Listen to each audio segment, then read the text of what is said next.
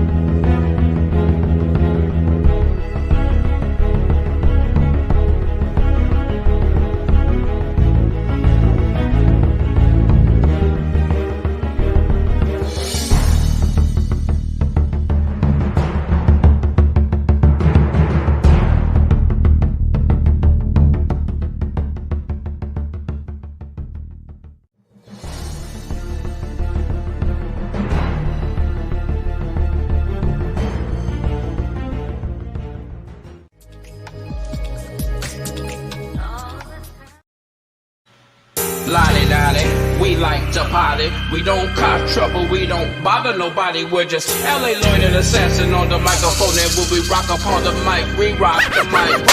For all of y'all, keep on falling y'all till the break of dawn. And once again, it's on. Mirror, mirror on the wall, who is the top DJ of them all? Mirror, mirror on the wall, who is the top DJ of them all? Lottie dottie, we like to party. We don't cause trouble, we don't bother nobody. We're just LA loitering assassin on the microphone. And when we rock upon the mic, we rock the mic. For all of y'all, keep on calling y'all to the break of dawn. And once again, it's on. Mirror, mirror on the wall, who is the top DJ of them all? Who is the top DJ of them all?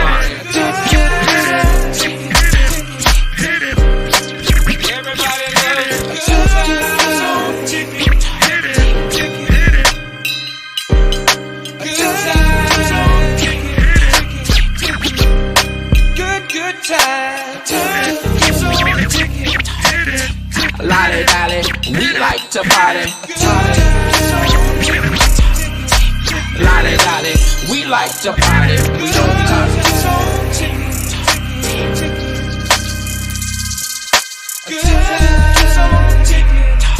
for all of y'all, keep on balling y'all.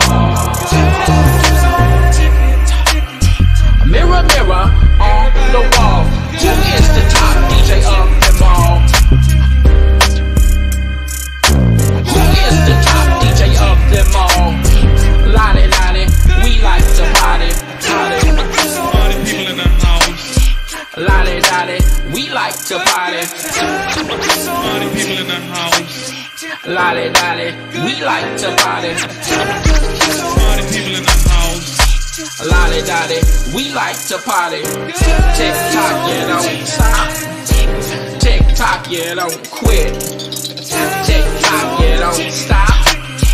Tick tock, you don't quit. Tick tock, you don't stop. Tick tock, you don't quit. Lottie dottie, lottie dottie,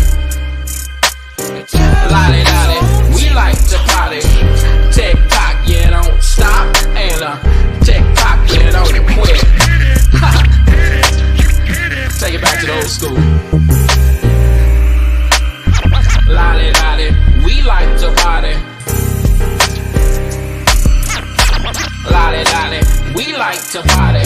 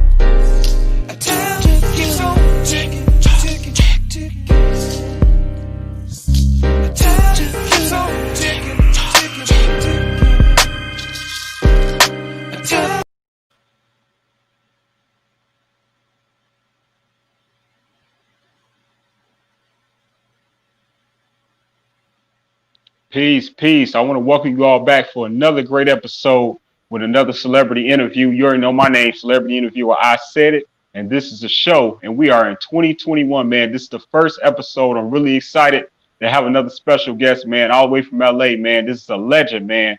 You know what I'm saying? Stand up all across the globe. You know what I'm talking about? This man is a DJ, you know what I mean? Well known MC, well known producer. He worked with you know what I'm saying, iconic legends, figures, you know what I mean, from Tupac to White Clef to Ice T to, you know what I mean, cocaine, OG cocaine to, you know what I mean, 187. Man, man, you know what I'm saying? I like to welcome the legendary DJ King Assassin. Salute, my brother. Welcome to the show. Man, salute over there, man. Chicago's in the house. The Windy City is cold popping right now. You know what I mean? I love the Windy City. I love our credit management. Everybody, man, out there, that's been supporting throughout all the years, man, of me doing it since I was a youngin'. You know what I mean? Man, all Indeed. praise to the God. Without God, none of this is actually, possible without God. So I got to give, the praises to God and to cats like yourself that keep the movement going, man, especially out there in Chicago, man, one of my favorite places out there. You know what I mean? Yes, sir. Yes, sir. Indeed. Much love, man. Much love to have you on the show, man. Much respect to your platform. You know, you've been doing this for a long time. We already have a early special guest. You know what I mean? A good friend of yours, and you know what I mean, one of your main clients as well. You know what I mean? We got Cocaine in the studio as well. You know what I'm saying? Is that okay if I go and bring him in? Let's bring them in. Let's bring them in. All right, let's bring him And while you're in. bringing them in, I'm gonna let everybody know some Chicago history, man. Back Yeah. in the days, there was a film company called Menergy Films, right? And Menergy Films was actually a company that was in its early incubator stage, right? Uh, Right. it was two brothers by the name of George Tillman Jr. and Robert Tito.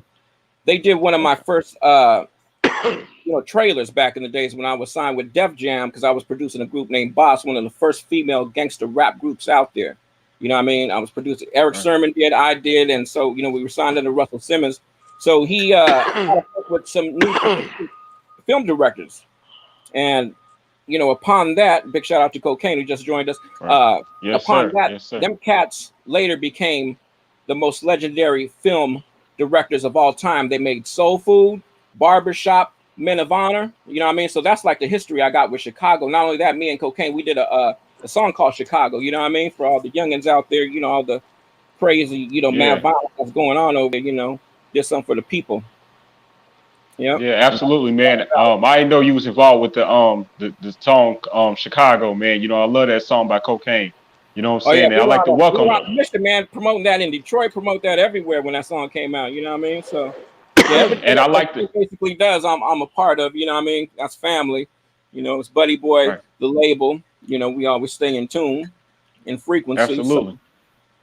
that's Yeah, how we and if do it. I absolutely, man, if I may, you know what I'm saying, salute Mr. Cocaine, OG Cocaine. Thank you for the, you know what I'm saying, joining us today again. You know what I mean? You like a regular here, man. You know this like your second home, bro. You already know you always welcome. You already know that though.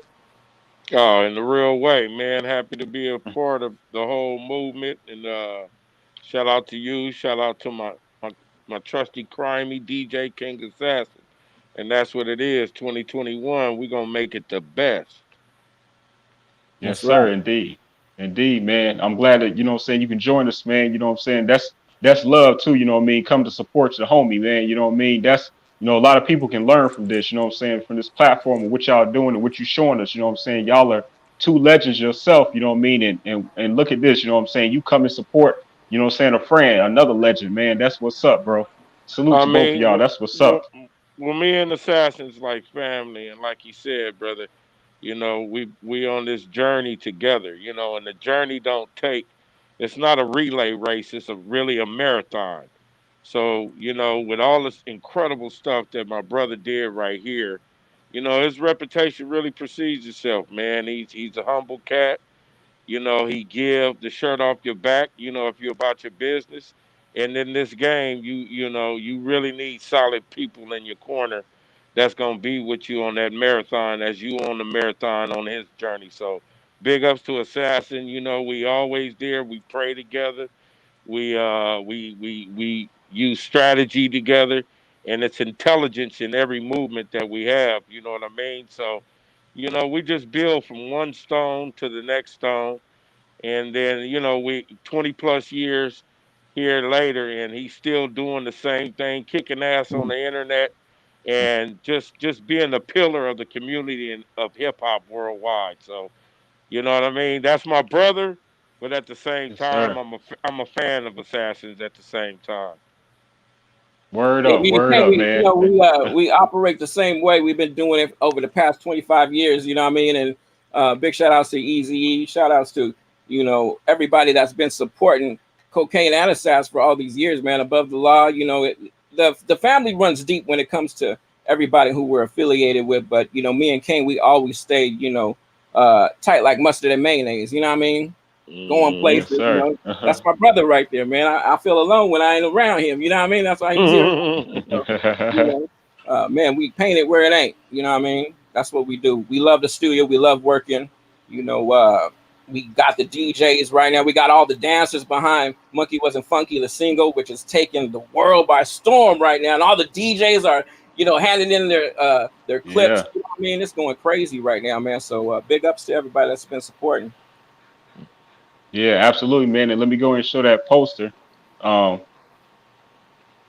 you know what I'm There it saying, is to the right there. Oh contest, yeah. to the Oh super yeah. hot contest y'all got going on, man. That's a hot contest. And I've been, you know what I'm saying, trying to keep track of all the videos y'all been dropping. It's been some really talented mixes they've been doing, right? Oh yeah, no doubt, man. Joe Cooley put in his work. I think he's working on another clip too right now, and also DJ Gone Crazy, man. Gone Crazy is crazy, right, Kane? He did something.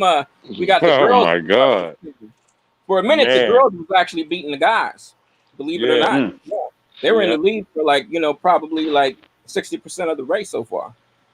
damn, yeah. word. Yeah, And it's a lot of that's what you call taking. Not to cut you off. That's what you call taking it back to the culture. Because we had put out a mixtape in 2012 called Dr. Kokenstein, hosted by DJ King Assassin. And a lot of people didn't know, man, that them records went #1 on Heatseeker. So we was out in New York receiving our stuff at Billboard, and just feel good to feel that essence again and take it to the culture and go back to the charts again, man. It's about good dope music, bars, funk, soul, and it's like, we appreciate all the fans and all the support, especially such as cats like yourself that's still rocking with us. You know what I mean? Because you can't put a age limit on how dope you need to be, and that's one thing, man. Me and him is like Wu-Tang Clan. We sharpen each other's steel. You know what I mean? yes, sir. Indeed, man. You know what I mean? And I know you all have so much history and today, you know what I mean? I'm so grateful and proud to, you know what I'm saying, have already had a chance, you know what I'm saying, have you share your history, cocaine. And man, you know what I'm saying, I want to ask, you know what I'm saying, DJ a few questions about, you know what I'm saying, when he was growing up too, you know what I'm saying? Man, like I wonder what it was like, you know what I'm saying, back then, because I know that, you know what I'm saying, you said that you moved all around, you know what I'm saying, Right. the West Coast, from Panama as well, because that's where you from too, cocaine, right? Who? Pomona. Yeah, Cocaine's Pomona. from Pomona. Pomona. Yeah, Yeah, it's Pomona, California. Panama's over in the other country, but we'll go to Panama Oh, too. right. Right. Yeah, Panama. yeah, it's LA and up north too, because we ran all the way even up there to Seattle. You know what I mean? We're everywhere, man. The whole West Coast, North Coast. So um, North Coast. man, it's just lovely, man, being from California, because I've been to a lot of places, but ain't nothing like California. I always want to come back here because of the weather. You know, even though we Yeah, love New York right. too. New York's like our second home, right, Kane? We can't wait to Oh, go back. absolutely. Get a lot of You know. support from a lot of the DJs out there, a lot of the people. So big shout out Yeah. to everybody on the East Coast But and down this south guy, Right. in I said Atlanta. it. This guy right here, you know what I'm saying? Not trying to put the extras or over exaggerate. Incredible, incredible, incredible musician and incredible DJ and businessman at the same time. So when you got like three culminations of like that, man, it just sets you aside in a different stratosphere. You know what I mean? And he been doing it for years. Some of the most incredible records you ever heard from Pac, and just a slew of artists that he been working with. that he has business relationships with, man. This is our West Coast Russell Simmons on the internet. You know what I mean? You know And what I'm talking about? you know, he man, very humble at it, man. You know, sometimes I gotta tell him it's all right. It's all right, assassin, to say what you done, man. But that's what type of cat this guy is, man. Just humble. You know what I mean? Right, right. Yes, sir, man. It takes us a long way, and you know, I'm learning from y'all. You know what I'm talking about. I'm trying to take a couple of pages out y'all book. You know what I mean, to better myself. You know, in this industry. You feel me? So I don't hold this picture up, DJ King Assassin. I want you to tell me about this young man right here. Oh man, man. Actually, that was a session right there. I was going to go produce this cat named Little Half Dead from Long Beach. You know what I mean? He was about as skinny as me about that time. And I remember Cocaine reconnected us back together. We were in where were we in Monte Carlo or Saint? Where were we at? Where you reconnected us some studio? I didn't even know Little Half Dead was going to be there, right? Because I took that picture the same day I went to go fuck with Total Track Music with Tracy and Courtney Branch because Lil Half Dead picked some of my songs, you know, for his record. And he liked the music so much that he gave it to Tracy and Courtney, and they, you know, got me to go to the studio that same day. That same exact day that I was wearing that jacket and taking that Juno 106 keyboard right there. You know what I mean? For Lil Half Dead. Yep. That's what's up. And that's Little Half Dead was really little Half Dead. You know, it's phenomenal that you can remember exactly what you was doing that day with all the history that you two have. You know what I mean? That's crazy. Yeah, you know what I'm saying? That means that was really a special moment to you, man. Yeah, because when you're young like that, those are like the things that are like new. Like that's the new experience. You know, that's when I first started that picture right there. So that was like, you know, I remembered every detail because those were the breaks. You know what I mean? Those were the breaks that you had to get in them days to really, you know, showcase your skills and really, you know, prove to everybody who you are and how good you are. So yeah, I was very serious back then, and you know, that's where it got me today. Okay, and shout out to Flame TV, I believe it's called. That's where you did the interview a few years ago.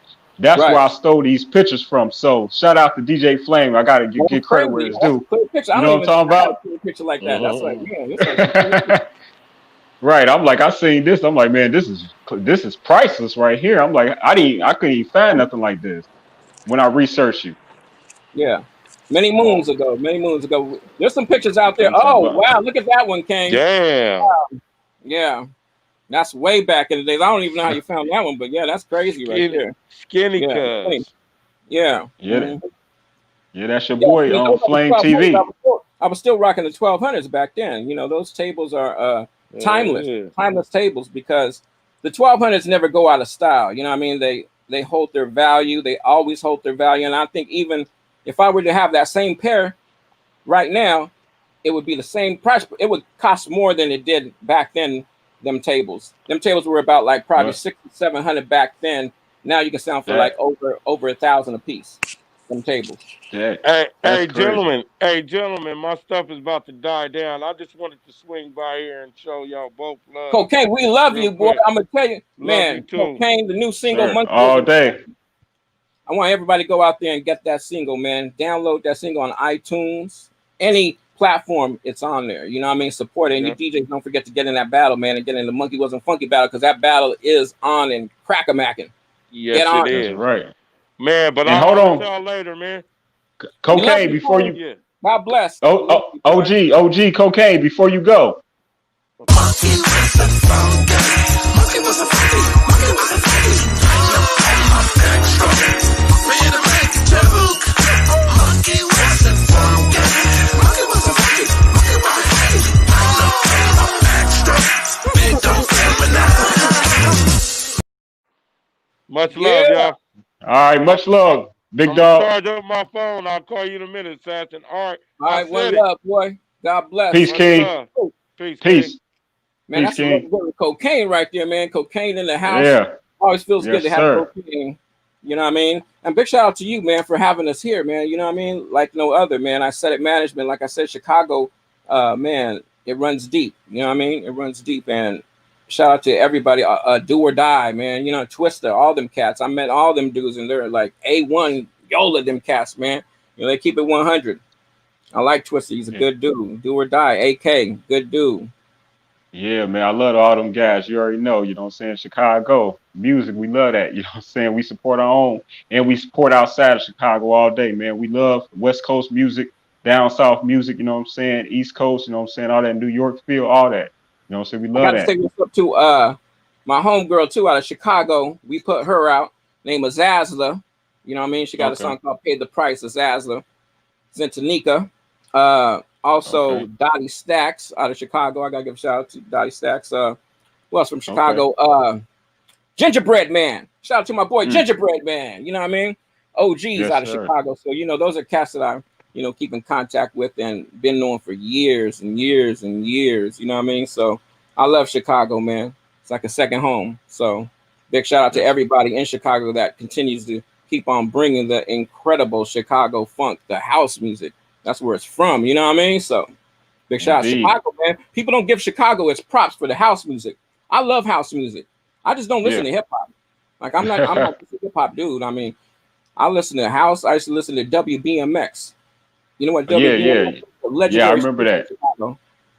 Yeah, WBMX, man. They played all the incredible house. It was like the DJs there were phenomenal, like over like 30, 40 years ago. I was only like probably about like 10 years old listening to that. You remember Pink House? Not off top. Okay, yeah, DJ like Pink House, man. The DJs, but I remember there was one DJ with Fast Eddie. Okay. Oh yeah. I know about Fast Eddie. Mm-hmm. And those are OGs, them cats. But I probably heard who you're talking about. I probably heard his music before. Mm-hmm. Chicago, a wide array of a lot of artists out there, man, that do their thing. I think Chicago doesn't really get its props like it should be as far as the history, how rich it is. You know what I mean? Because it's deeper than hip hop. It's music in general. Yeah, I totally agree, man. You know what I mean? We have a great sound. You know, it's like every region creates their own like sound.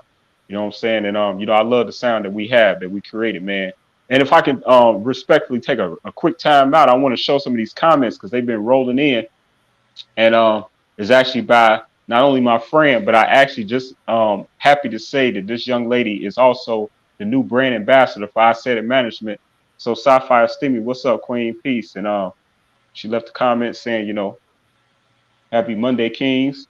Peace to you. Happy Monday over there, Sapphire. You know what I mean? She all the way in Canada. You know what I'm talking about? Oh, Canada, man. Canada's incredible over there. It's a whole nother world in Canada. Yeah, man. I can't wait to go one day. You know what I'm saying? No doubt.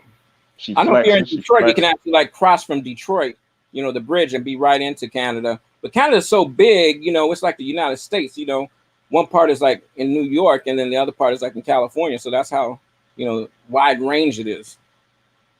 Right. Heck yeah. You know what I'm saying? As a matter of fact, this is Sapphire Steamy. There she is right there. You know what I'm saying? Yep. Doing her thing. Peace to you, Queen, and appreciate you always supporting us. You know what I'm saying? And that's why I support you too all day long. You got my support. That's right. Shout out to Sapphire's man. Streamy. What's the last name? Streamy or Steamy? It's Steamy. Steamy, like hot and steamy. Yeah. Sapphire Steamy. And steamy. Keep on having it nice and hot. Keep it hot. You know what I'm saying? That's right. All right. That's happening right here, man, in Chicago. Chicago to California. That's how we're doing it, man. With Isaidit, DJ King Assassin, Cocaine. Man, brother. I'm happy to be here, to share the knowledge and share, everything that we've been going through, especially through the times of the COVID. You have to do stuff like this, because it's hard to travel and do stuff like that. So, thank God for like platforms like this where we can have the video, we could talk, and share different stories, what goes on. Like I said, Chicago always been an influence to me.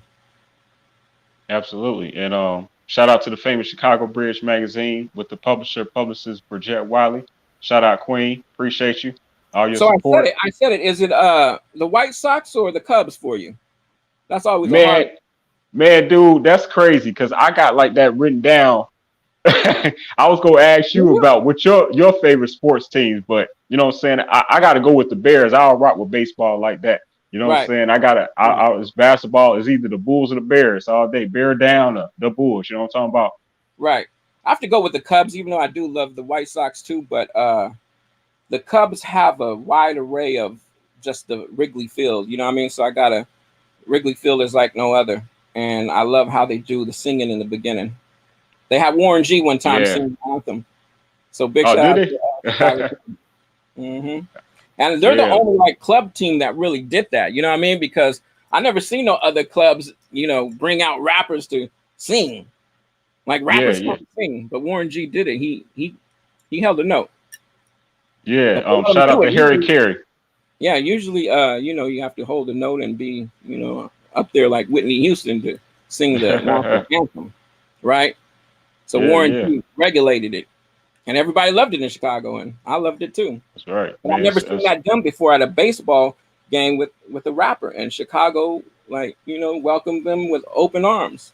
I don't even think they knew how he was going to sing this national anthem because he's a rapper. Right. Right. You know what I'm saying? You never know. You never Yeah, know. he showed up and showed out, man. Exactly. Yeah, that was all, by Harry Carey. So shout out legendary Harry Carey, you know what I'm saying? Harry May he rest in Carey. peace as well.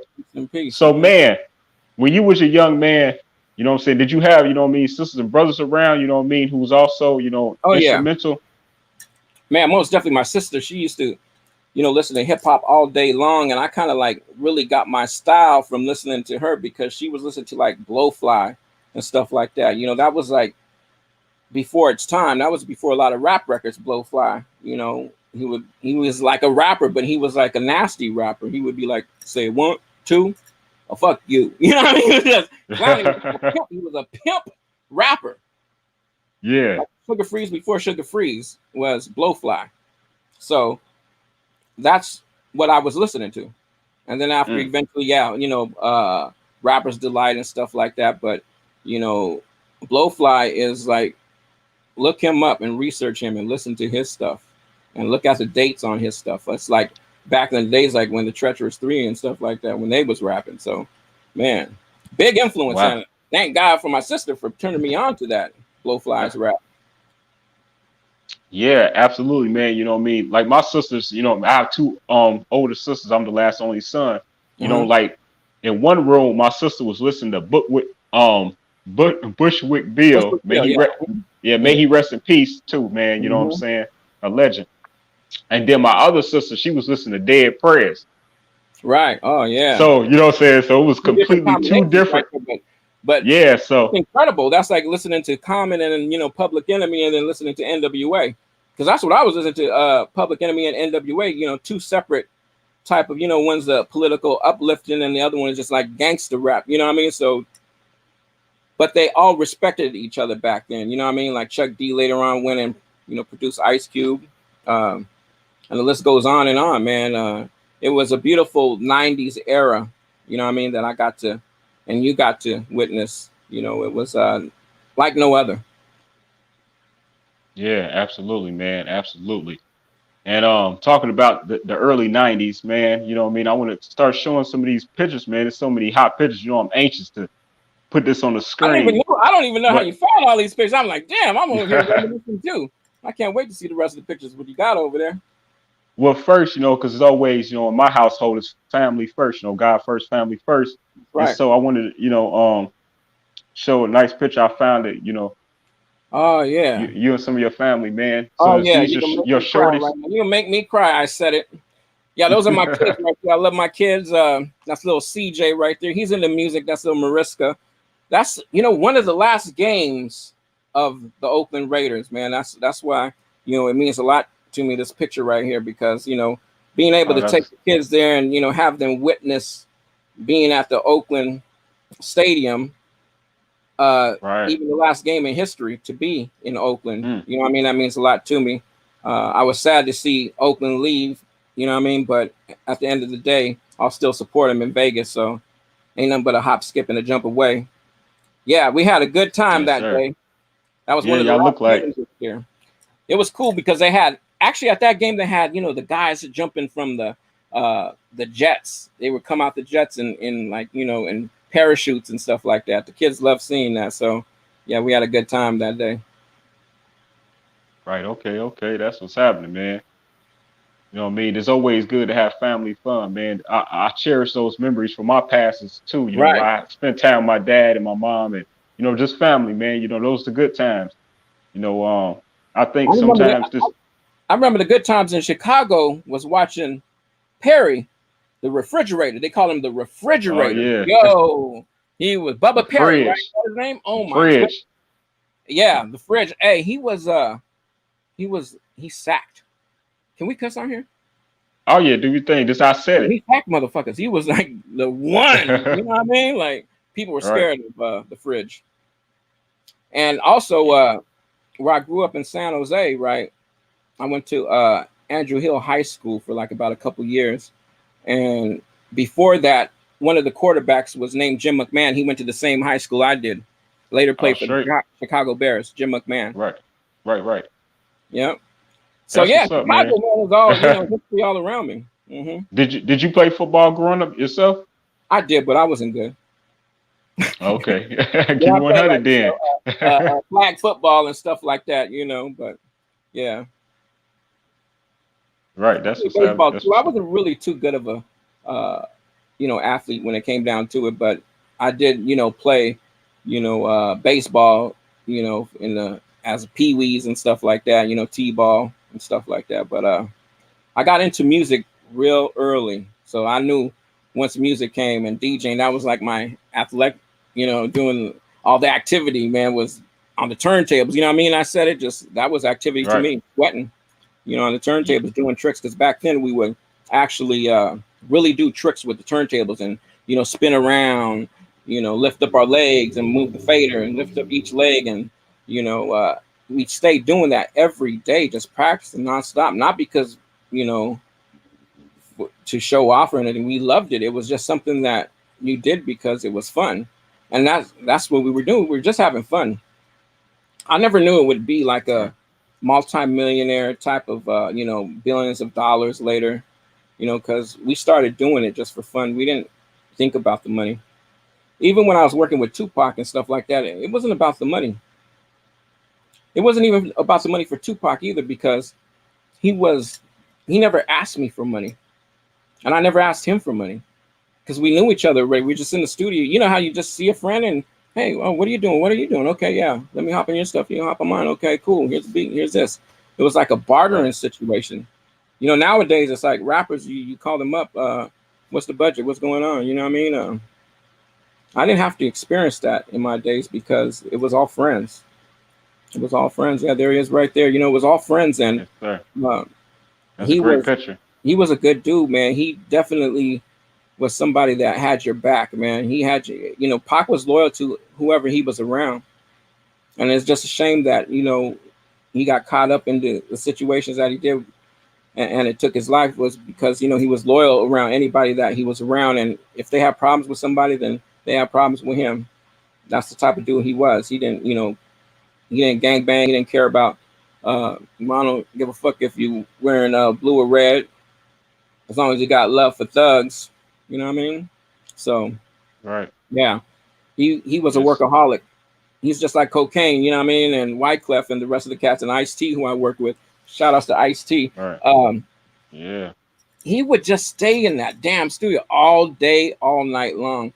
You know, people would think somebody of Tupac's stature, even back in the 90s when we was recording, you know, that he'd be like partying so much and just like women and girls and all that stuff. He didn't care about none of that stuff. He didn't. He just cared about staying in the studio with his shirt off. He always had his shirt off. Always out. And I was tripped out on that. Like, damn, Pac, you always have your shirt off. But I never told him, asked him why. But I think maybe because he got hot working. People probably thought he was like showing off or something like that. But why is he going to Yeah. show off all his tattoos and there's nothing but guys in the studio? So I knew that wasn't the case, because he was hot. He Right. was always, Pac was so energetic. He had a lot of energy in him. He was full of Yeah. energy. He would write the verse and then go in the lab and, you know, to actually record it, and, you know, in separate doors, and come back and, you know, listen to the mix. And then leave somewhere and go get something to eat, and come back, lay another song, go back into the booth, do that all night, and then by the time you know it, there's like 20 songs done. Right.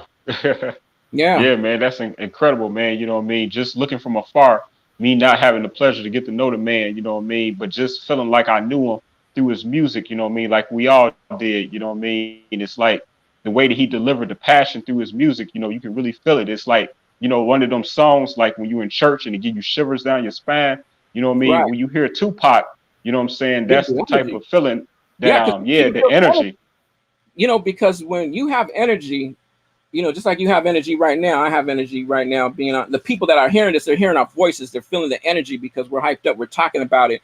You can feel the in our voices as far as, man, they're saying some real stuff over there, because everybody can comprehend to Tupac and his lyrics, and even with a cocaine, even with a iced tea, a cold 187. You can feel the energy, man, and I think that's what a lot of these artists now need to take heed to, is just have that energy, and learn when to put a lot of energy in it and learn when to be laid back.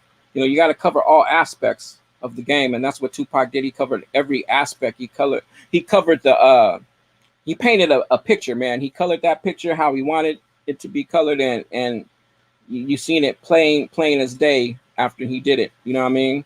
To make a long story short, he really covered every aspect of life, from when people die to his mom to, Right. and we'll talk about that story too, to just Yeah. topping it up and having a party, to the gangster party, to everything, to Brenda's Got a Baby, to social concerns, to rape, to everything, you name it.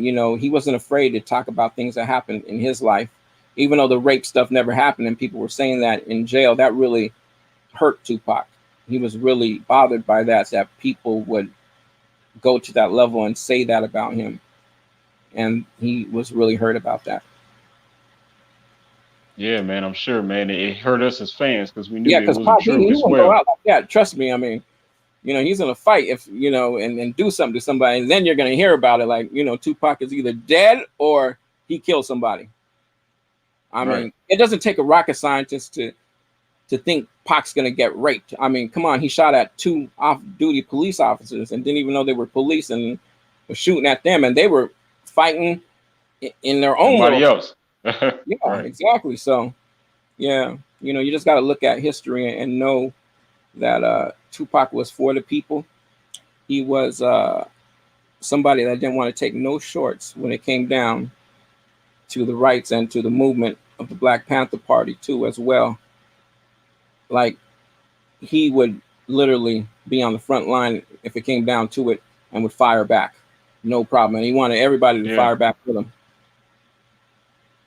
Yeah, man. I love all the old tracks, you know what I'm saying, from Topocalypse Now, you know what I'm saying, Strictly for My Niggas, you know what I'm saying, all them tracks, you know what I'm saying. Man, Violent, and you know what I'm saying, Nothing But Love, you know what I'm Mm-hmm. saying. Man, it's so many memories, man. Do you There he is right particularly there. have? There he is right there. Oh, okay, I see. Let me Yeah, he's here in take my spirit. camera off so we can blow it up a little bit. Yeah, he's here in Yes, spirit sir. right there. All the Yeah. time. Mm-hmm. Yeah. Yeah, I So like that picture. That's nice. yeah, good things happening, man. I'm telling you, I said it. We got a lot of cats that work with Tupac that we're working with right now. Rapping Forte, you know what I mean? Working with him, Right. working with a lot of people, man. That had. There he is. Wow. See, you're fast. You're like TMZ. You're like when I was on TMZ. I don't know how they got pictures of me, and they did the same thing, like what you're doing right now. I would be talking about it, just pop up. I was like, man, do they know like what I'm saying? Are they like a psychic or something? Like, you're psychic right now. Right. I said it for that one, for pulling up Rapping Forte while I'm talking about Rapping Forte. You see how I Hey, said this? And this ain't pre-made, people. This says on right now, live, real it's time shit. live. You know what I Live. mean? So, you would think like somebody would do that after when we talk, but no, I said it's doing it right now in real time, folks. Like, he's on his GAME game right now. So shout out to I Word. said it for coming up with that Rapping Forte pick. You know what I mean? Working with Rapping All day. Forte, doing new stuff. Of course, probably the last thing that you heard, we was on Ronnie Hudson's album, we did Return of the Players Club and featured Wyclef on there. Right. Yeah, Okay. Okay. Mm-hmm. Right, Mr. Wyclef right there. Rolling Yeah, Stones that's when he had back the in the dread. day. Mm-hmm. Yeah, that's the young Fugees. Mm-hmm. Yeah, man. He had Shout a out to song actually Wyclef too. called "They Cut Off My Dreadlocks," and it was a girl that cut off his dreadlocks, and I forgot how What? the hook went, but it was cool, man. It was like funny, but it was cool and it was serious too at the same time. She made me cut my dreadlocks. Oh, she made me cut my dreadlocks. Yeah, Wyclef, he's another very diverse artist, like you say, from the singing to he got mad lyrics. Like people be sleeping on Wyclef's lyrics too, man. He got bars. Right. And here's You know another what thing I'm that a saying? lot of people don't know. See, Wyclef was cool with Tupac, and I remember, Tupac had some differences with Lauryn Hill, but that was with Lauryn Hill, not with Wyclef. They always were cool. People would always think that, they weren't cool because of what Pac said in the All Out song, but he was talking about Lauryn Hill and two other people. People thought it was the Fugees because, of course, there's three Right. people in that group. But if you listen to the song closer, you'll see what I'm talking about. So, Wyclef is very diversified when it comes to how he does his music. He does his music right on the fly. He doesn't write. Like Tupac would write lyrics, what I mean? He would sit there and write it real fast. And one thing that Tupac would do when he would write, he would go in there and spit it, and it would be done in like 5 minutes.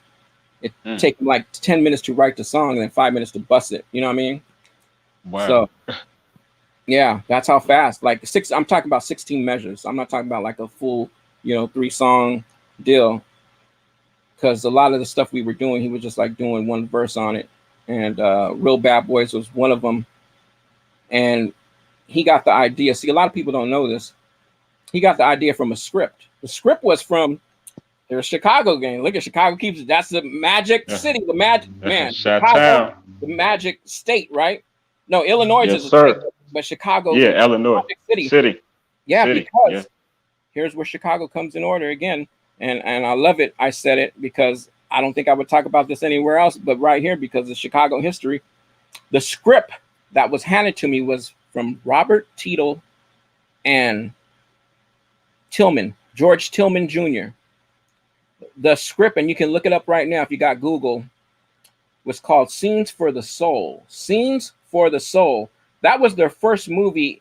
I produced the soundtrack on that movie and put the Tupac song Real Bad Boys on there, and people think that it's like for the Bad Boy Entertainment for Puff Daddy, but I came up with that title and used Inner Circle as the hook, with the Cops theme, and later we remixed it, and then it seemed like it was for Bad Boy because it said Bad Boys Can't Stop Thug Life one time when we ride West Side. So that script was for that song. And if you listen to Tupac's lyrics and D's lyrics, you'll hear that they're talking about a guy that's, got shot 6 times in a wheelchair. Well, ironically and crazy, later that happens to Tupac. He gets shot about the same amount of times at Quad Studio. And it was kind of like what they wrote in that script, dude. It was kind of creepy if you ask me. Because, and of course they didn't know that, Robert Tito and George Tillman Jr., they're just directors writing a screenplay called Scenes for the Soul. But I gave Tupac that script right there and then on the fly. He read it and wrote the verse in like 10 minutes and busted in 5. So a total like 15 minutes. And that script was, if you listen to it, it's like kind of like his life. Of what happened at Quad Studio. Do you know the amount of shots that when he got robbed over there, when they tried to rob him? I think it was around six shots or something. That's what I heard. And then I stopped talking and I said, man, he said the same thing in that song because the script said that's how many shots. Yeah, that's right? Definitely. Of course, Robert creepy. Tito and George Tillman, they didn't know about Bad Boy. Nobody at that point. I didn't even know about Bad Boy. I think Pac did, but he didn't. He wasn't talking about it. It wasn't serious. It wasn't no kind of war. He was cool with Right. Biggie back then. Yeah, with that being said, can you talk about, you know what I mean, the relationship that you witnessed with both him and the late great Biggie Smalls as well? Well, like I said, he never talked about that, to me like it was something, that he I was mean, upset about. But I'm you I'm know, sorry, the early years when they were friends, back when they were still friends. yeah, well, they were cool, Did man. That was, it was on and popping for both of them because Biggie was supposed to be in Thug Life, and so was D. But right, all the stuff happened when he got robbed. That messed everything up because remember he was going to the studio to rap on Little record. C's track, and it turned out bad. He got robbed over there, so he felt Mm, that they knew something about it. If you invite me somewhere and I get shot, I'm gonna ask you like, what the fuck mm. happened? Yeah, It's it not like looks automatically suspicious. you think, yeah, automatically you think you're set up because people know who you are. It's a closed studio where you can't just go in quad studios. You just can't go inside there. There's a cop right in the front, like a police Mm, officer in the front. So you had to like know somebody to get in there. That's what people don't understand. mm. Right. Like So you got how, to go up elevators and up and down. So so if it was a cop, that be it's in the not like building, niggas hanging out in the corner. You know what I mean? And get robbed. No, it wasn't like that. Motherfuckers right, was not like waiting for him to rob him like at a corner like this. This wasn't no stick up kid type of shit. This was like planned out type of shit. right. You had to So did know that they? he was gonna be there, and they knew he was gonna be there. And to get in that studio, they had to have pull to get, you know, into quad because there's a cop in the front, while police officer, security, whatever. Right. Okay. Yeah, because I was gonna say, man. So what did they lay the cop down too? I don't know. I don't know that part. And Yeah, I don't know exactly what happened, what happened, or I think, man, to me, it seems like the security wasn't even there, like it was paid off or something. Too. Think about it. Yeah, why? How come nobody talks about the security there when there's security there at that quad studio in the front? right. And there's a little desk in the front. I know because later on I visited quad studios when I was in New York just to check the atmosphere, and I talked to one of the security guards there because she was in the front and she was talking about it. And it didn't dawn on me like, Mm, what happened? Were they spooked or did they get paid off and planned to not be there? Them guys knew exactly when the security took a break or whatnot. I don't know, but who knows? Nowadays, when things like that happen, it's a well planned out situation. So that was well planned out, and they try to do their hit. They try to do their hit and get popped, and I think they were just trying to get a piece of jewelry back or something that he had owed somebody, yeah, but they it's gave it to crazy. him initially, uh, and I guess he didn't come with the rest of the deal or some stuff like that. That's what I heard, but who knows if it was even that? I don't know. Those are things that you just don't know. You just hear about, and Right. yeah, crazy. Hmm. Yeah, man, it is, man. May he rest in peace. We'll never forget him and always cherish, the music that he made, you know what I mean, and the memories he left behind, you know what I'm saying, and the just the energy and influence, you know what I mean, that he gave us Oh all, yeah, man.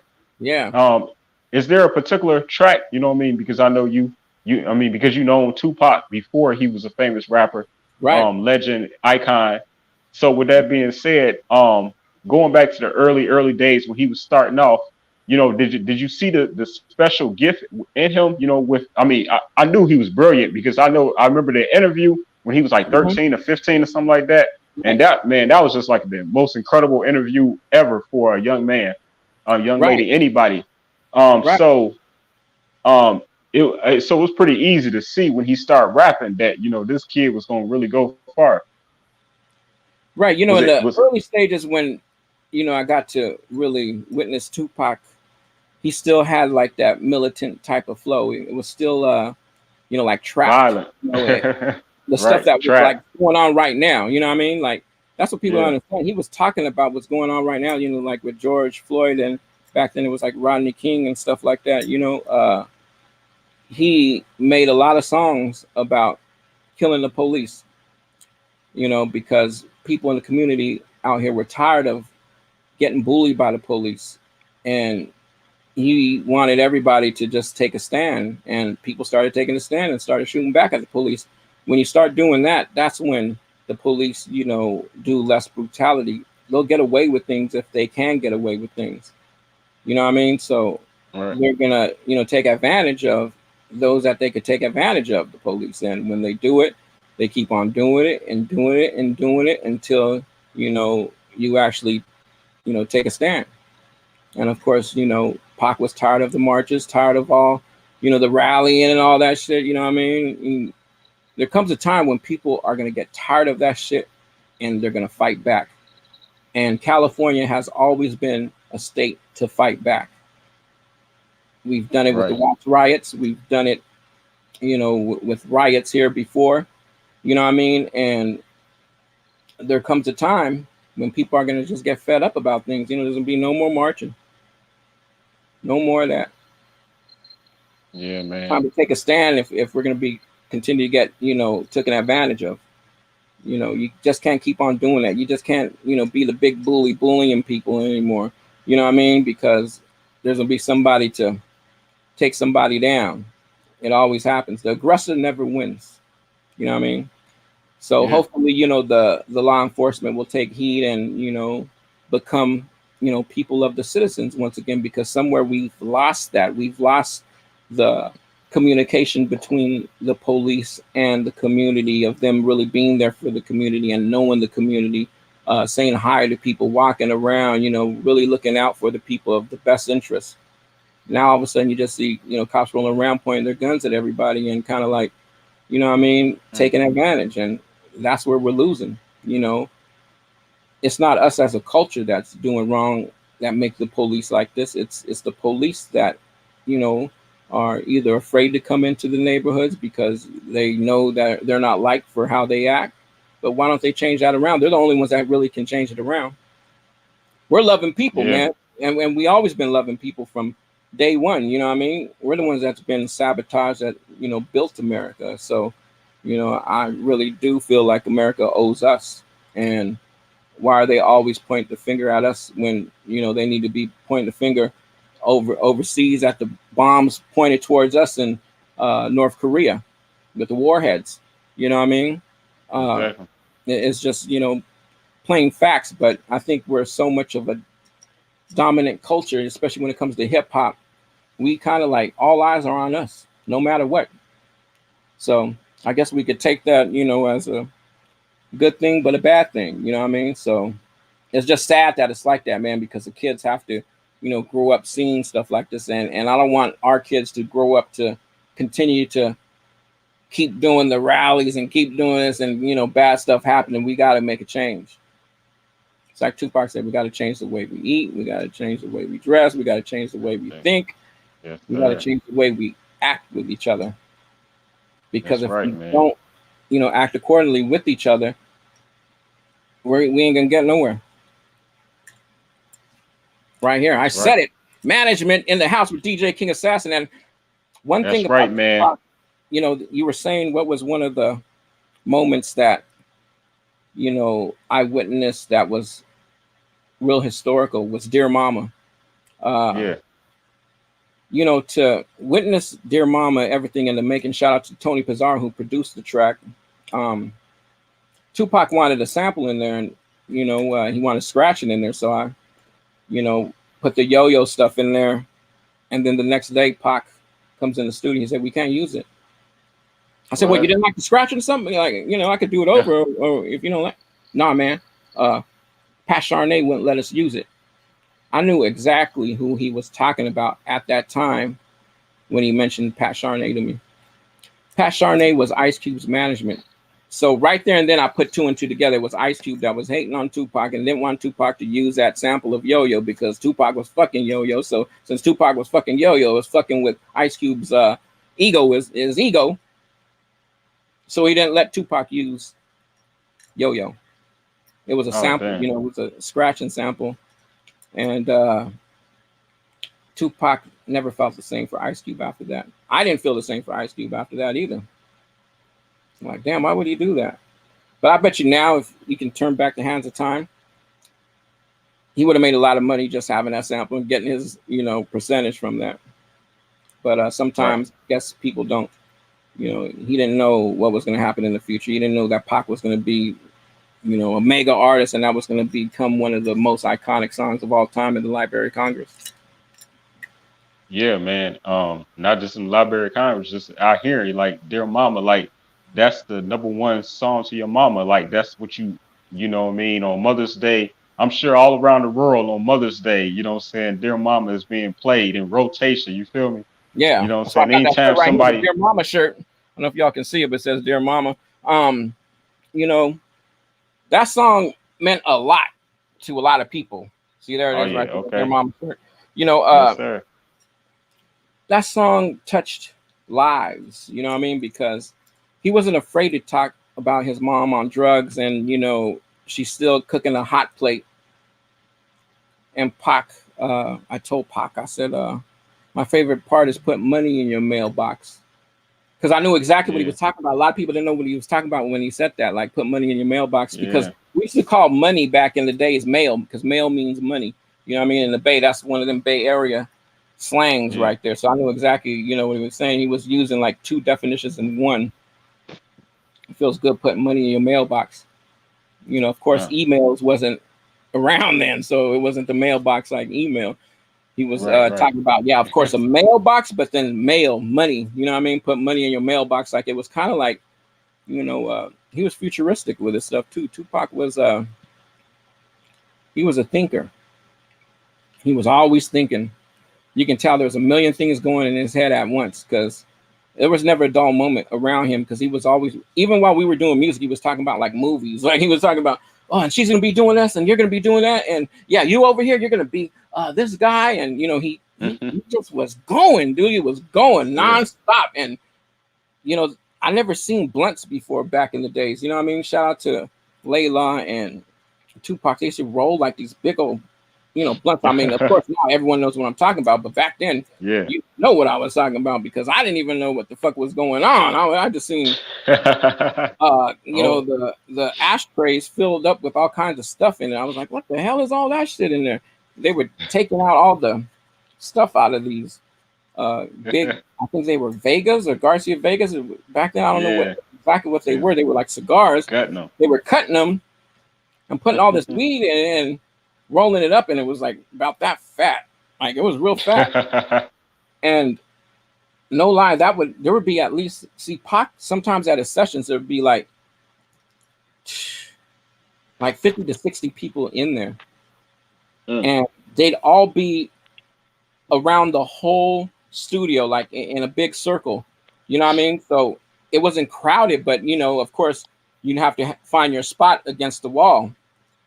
And everybody Right. kind of like, the blunt would go around exactly 2.5 times and it was gone. Yeah. That's a fat blunt. 1, 2, yeah, no more than 2 times. It never came to me a third time unless it was a new one. Yeah. And the room was filled with smoke, and that's how it was. And I think that's why Tupac liked rolling those, because everybody would smoke. It would go around, everybody Right. there. And there was a lot of people there. He loved to share. He loved to share. You know what He loved to I'm get people high. saying? I remember You know I used to what I'm love to get him high back in the days. And that's, later on in life, I wasn't like that much of a big weed smoker, but he became like a big weed smoker. I remember times when he didn't even want to smoke weed. When he was younger, like with Digital Underground. I'd have the weed. I was with a Rasta dude. I was going to fight with this one Rasta guy. Yeah. And the fact we were just getting high, but we ended up cool after. But yeah, Pac was there. He seen all that shit go down, and I was like, Pac, hey, you want to hit this? He's like, no. I think because he was like more like, that was like his first time performing in front of people, and went with the big group with Digital Underground. He had just connected with them, so Shout out to Shock G.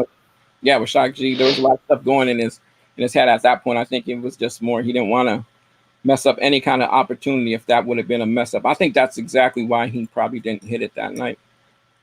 That's the first time I ever seen him like, well, that was the first time I ever offered him some weed. I don't even know what the fuck I was doing having weed. I think because my boy Gary Arthur in San Francisco he was selling weed, and I would just bring the stuff with me. And I knew everybody loved to smoke it. So me and the roster dude were smoking it. Then after we had our little differences of I don't know what, and Pac was sitting right across. It was me, Tupac, the roster guy, and then this one white boy that was there, which is hella cool. He's been cool with me for a long time, named Cutmaster Kurt from Santa Cruz. Cutmaster Kurt was he DJs for like Cool Keith and all them guys now. He's like legendary right now, Cutmaster Kurt. But he was there. I introduced Cutmaster Kurt to Tupac, and to this day, he always tells me that, Cutmaster Kurt, man, you're the one who introduced me to Tupac before he was even famous. Yep. That's what's up. Pac was cool. You know what I mean? He was a cool guy. You know, he was just like you, just like me. It wasn't, you know, like, oh, this is Tupac, man. This is Tupac. No, it was just, that's Tupac. Yeah, come on, yeah. You know. Right. Fun. That's what's up, man. So it's all about. Hey, man. I got so many questions, but man, I've been bad. I apologize. I want to always say thank you all for everyone that's tuning in right now, everyone that's watching live. You know what I mean, wherever you are. You know what I'm saying. I really appreciate you all taking your time to be with us today, man. You know what I'm saying. I'm here with the legend. You know what I'm saying, the iconic DJ King Assassin, man. Not only a DJ, but you know what I'm saying, a real dope MC. You know what I'm saying? He be cutting the tables up on the DJ table, you know what I mean? He a producer too, you know what I mean? And he know how to work them boards, you know what I'm saying? So, man, show this man some respect. You know what I'm saying? We here with DJ King Assassin, man, live on Celebrity Interviewer. I Said It, and this is the show. Yeah, speaking of the boards, here's another Tupac story. Pac always was mesmerized by the mixing, even though you didn't really see that part in a lot of like the, you know, docs that you see in all the movies about Tupac. People, you know, leave that stuff out, but I was there grasping it all. You know what I mean? Because I seen Tupac, how much he got involved in the mix down, and he would watch me, what I would do at he was watching me, you know what I mean? And I seen that he was watching me. So I said, this is how you do it. This is how you automate the boards. And I taught him how to automate the boards at Echo Sound. And then later on in like videos that I seen him doing, and I know he thinks about me all the time when he does that shit, when he touches the button and goes like this, because I would do that too. I would touch it, you know what I mean? Touch the board and then pull my hand up like this, you know what I mean? When I would mute it, because I would mute the song sometimes, you know, the beat to come out. Right. On certain, you know, to accent the accents of a song, where you make the verse like just go by itself without the beat. So I would automate the boards. Automation is when the boards, and we had computers back then, but the computers were like dinosaurs, and what the mixing boards had its own computer in it where it can automate a red dot, you know, which was the mute button. The mute button, it would remember everything you do once you hit the button twice. I think it was twice or once that you hit on the SSL boards that we used to use. And when you do that, it remembers every mute that you do. So I taught him how to do that.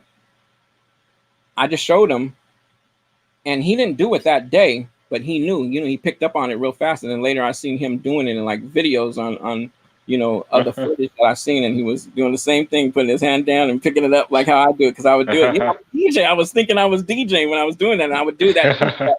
You know, people around me, he would feel it too when I do that. You know, you got to be animated in the shit too, so you got to feel it. You're full of energy, everybody, and they're looking at you, and you're mixing this shit down. And when you drop the beat, you want to drop the beat, you know, at a perfect time. So you're putting your hand down and picking it up, and people are seeing that. They're like, oh, that's dope, that's dope. You know, and he did that shit when I wasn't there, and I seen it, and people were excited around him when they seen him do that. So he loved doing that. Of course, he didn't want everybody like, you know, in the studio wasting time, you know, doing raps and just smoking weed all day. You seen him like, hey, once you do the rap, you just go ahead and, you know, do your thing. We'll finish the song, go to the next one. We'll leave it up to the engineers to mix it. Don't worry about it. You know what I mean? So he was trying to get done a lot of stuff fast when a lot of people were around. But he actually loved that part of mixing, because I know it, because I seen him do it. You know, I seen him look mesmerized by the mixing boards. So he was really into the music like that, Pac. Yeah, I recall some videos, you know what I'm saying, like one of the infamous freestyles, like one of his, like I think like one of the only freestyles of Tupac on the internet where he was wearing North Carolina, you know what I'm saying, big jersey with the long sleeves. He was in the studio, you know what I'm saying, and I like to know, when did Hennessy come into the picture? It seemed like it was just overnight, like all of a sudden you used to always see Tupac with some Hennessy. When did that happen?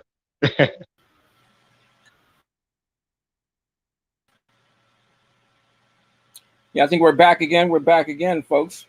Oh, okay, okay. Yeah, he was always mesmerized by the boards. I think he just loved music, you know, every aspect of it. He loved it. He lived it, eat it, and breathed it, and everything else. You know what I mean? He Yeah, was like no other. He was like no other Pac.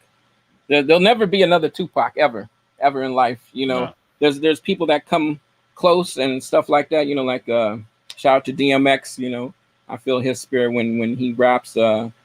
Tupac's yeah. spirit goes to DMX. You know, there's not a lot of people that are of that, you know, They realm come of to the, man. yeah, because Tupac he didn't care about a lot of stuff that he didn't want to care about, because like, why care about it? It's like, fuck it, I don't give a fuck, I'm doing my thing, and that's how it should be, and this is how I'm gonna do it, and fuck you if you don't like it. And Right. that's what made him Tupac, because he didn't give a fuck. He didn't give a fuck about like what people thought of his music. Him saying thugs, it was like, to say thugs back then was like saying fuck the police. You know, people wouldn't touch on them aspects, but NWA did and Tupac did. And he was, you know, claiming a thug. Back then, you were claiming a thug, you was like, you know, an outlaw. Like, oh no, why are you saying that? You know what I mean?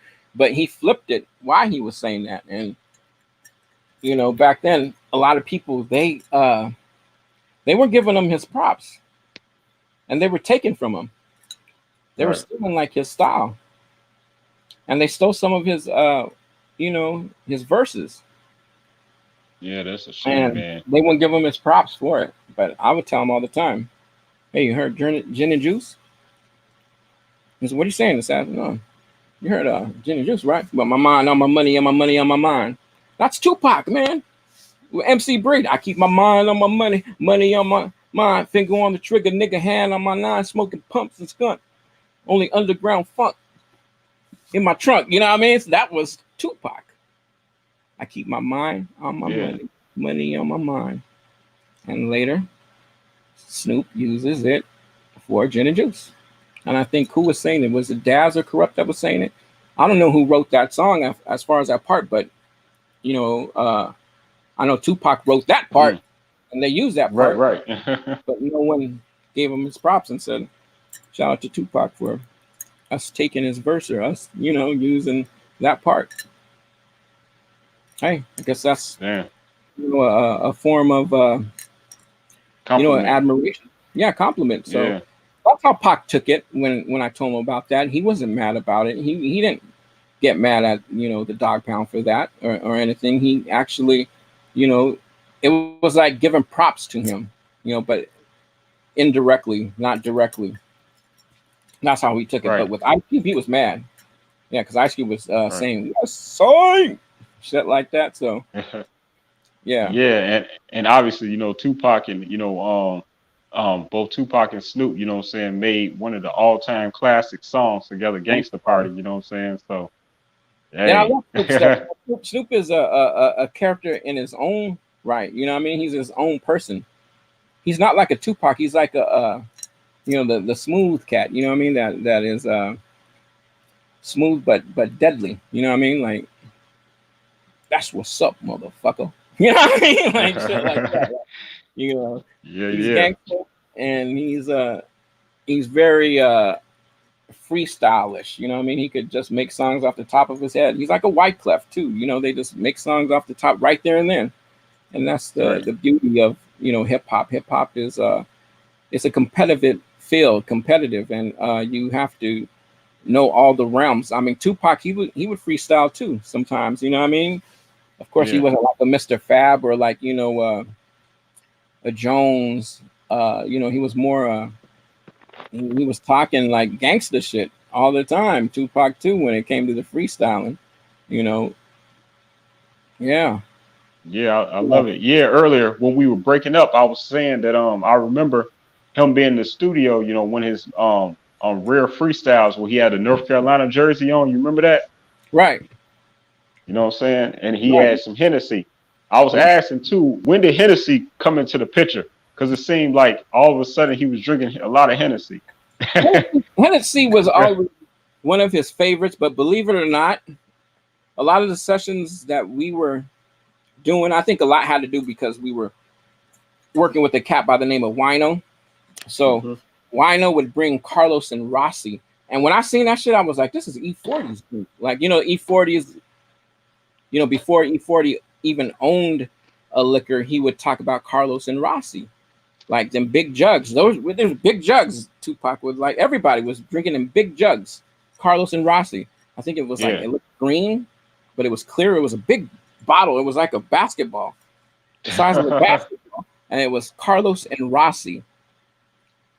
Mm. And I heard about this drink from living in the Bay Area. You know what I mean? Because E40 was the one that really, how I found out about that drink was through E40. E40 was out back then, independently. He wasn't even large then. Mm. Yeah. Yeah. And And Tupac would listen to him because we knew about E40 because E40 was, already making his way in the rap game out here in the Bay. I don't think he was big in LA. Nobody knew him in LA at that point. A lot of people didn't know about a lot of the Bay Area rappers at that time. They didn't know about a JT, the Bigger Figure, San Quinn, Coop Nut, Mac Mall, Mac Dre. You know what I mean? Until later in time. But they were always, some of our favorites to listen to because they gave us game. E40 was sprinkling game. He was talking about the drought season. And it appealed to us because we knew what that was. Because we all knew when we couldn't make money no more because we ran out of product. And when we ran out of product, we didn't have no money. Drought season. But if you're smart and there's a drought season and you got product, you're making all the money. Unfortunate situation how to grow up though. I don't wish it upon anybody. I don't glorify drugs, but that was something that as a young teenage adolescent you go through because you want money. You want to have the jewels, you want to have the girls, you want to have the Beamers, you want to it's a shame that when you're young you don't think bigger than that, or you don't even think of the consequence. Hey, I could go to jail any day or get shot or get robbed. Those don't cross your mind, just like it probably doesn't with all the youngsters in Chicago. What I mean, life is not precious in these areas sometimes when we grow up because we don't think it's going to happen to us, but when it does happen to one of us, we get mad and we want to go get the people back, and then it's an ongoing war. Just like, the Bloods and the Crips, the Ops. And I remember Chicago, they used to wear their hats. I had a cousin, a Puerto Rican cousin in Chicago named Bing. He got shot in the head, as a young kid in Chicago. And sorry to hear that, man. everybody was terrified. The whole family was terrified, man. And Bing got shot. And I was like, man, it's life is fast when you live in these areas. It's a thing that we hear every day, and it's a shame that we get used to this. You know what I mean? Like, and we don't supposed to be used to this because I know now when I'm older, like you learn these things like that's not how it's supposed to fucking be. We don't supposed to be living like this. Like we don't supposed to live where we think death is like a part of our lives at a young age. We're supposed to live, and die of natural causes or die of diabetes. Like a lot of people dying of diabetes, and we got to take care of ourselves too because everything is pointed towards us. We're the ones that get it the fastest. We're the ones that, everything is against us. We have to know that. So we have to change the way we eat, the way we live, the way we treat each other. Like I said, I'm going to keep on saying that again because it's the only way. We have to know that the odds are against us. When they're against us, why are we us against us?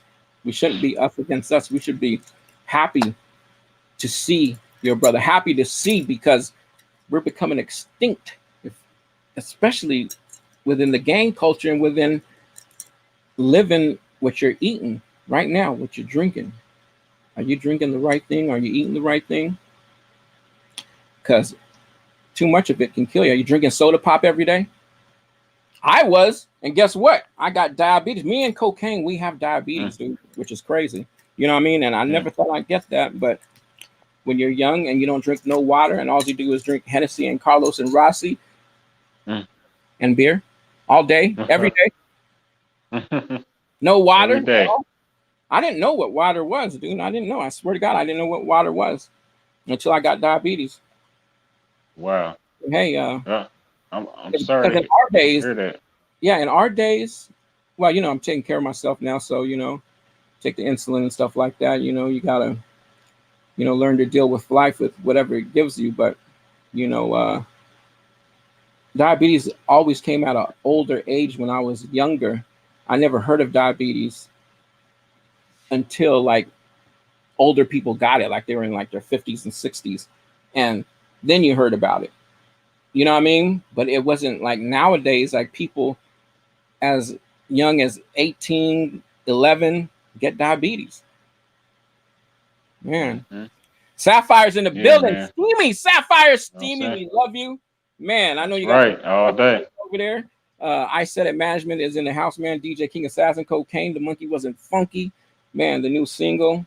Man, we're doing our Share this video. Share this video wherever y'all watch it, man, across the world. Please share this video. This is great content. This is real life history of hip hop, man. If you love Tupac, if you love Wyclef, if you love Ice-T, if you love, man, MC Hammer. Let me show him something. You don't mind if I show him something, dude? Go ahead.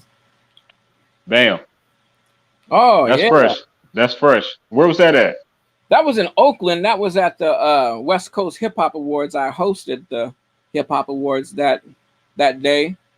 The guy in the middle is Octavius, and then we got Kevin Mouthpiece in the back, and K9, the boss from Santa Ana, and of course there's Octavius in the middle, and there's me, and then there's the incredible MC Hammer. Yes. You know, one thing I can say about Hammer is he's not broke. Let's get that. I mean, let's get that straight. I mean, he does.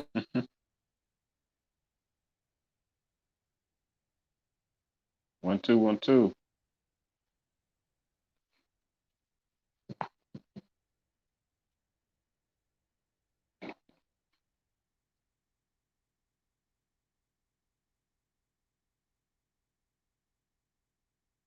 Yeah, he just paused for a second. You know what I'm saying?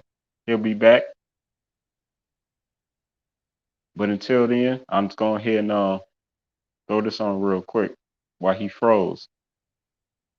Lottie dottie, we like to party. We don't cause trouble, we don't bother nobody. We're just LA Lloyd and Assassin on the microphone, and when we rock upon the mic, we rock the mic. For all of y'all, keep on falling, y'all, till the break the dawn. And once again, it's on.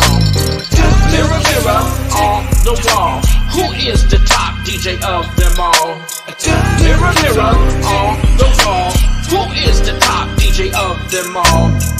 Lottie dottie, we like to party. We don't cause trouble, we don't bother nobody. We're just LA Lloyd and Assassin on the microphone, and when we rock upon the mic, we rock the mic.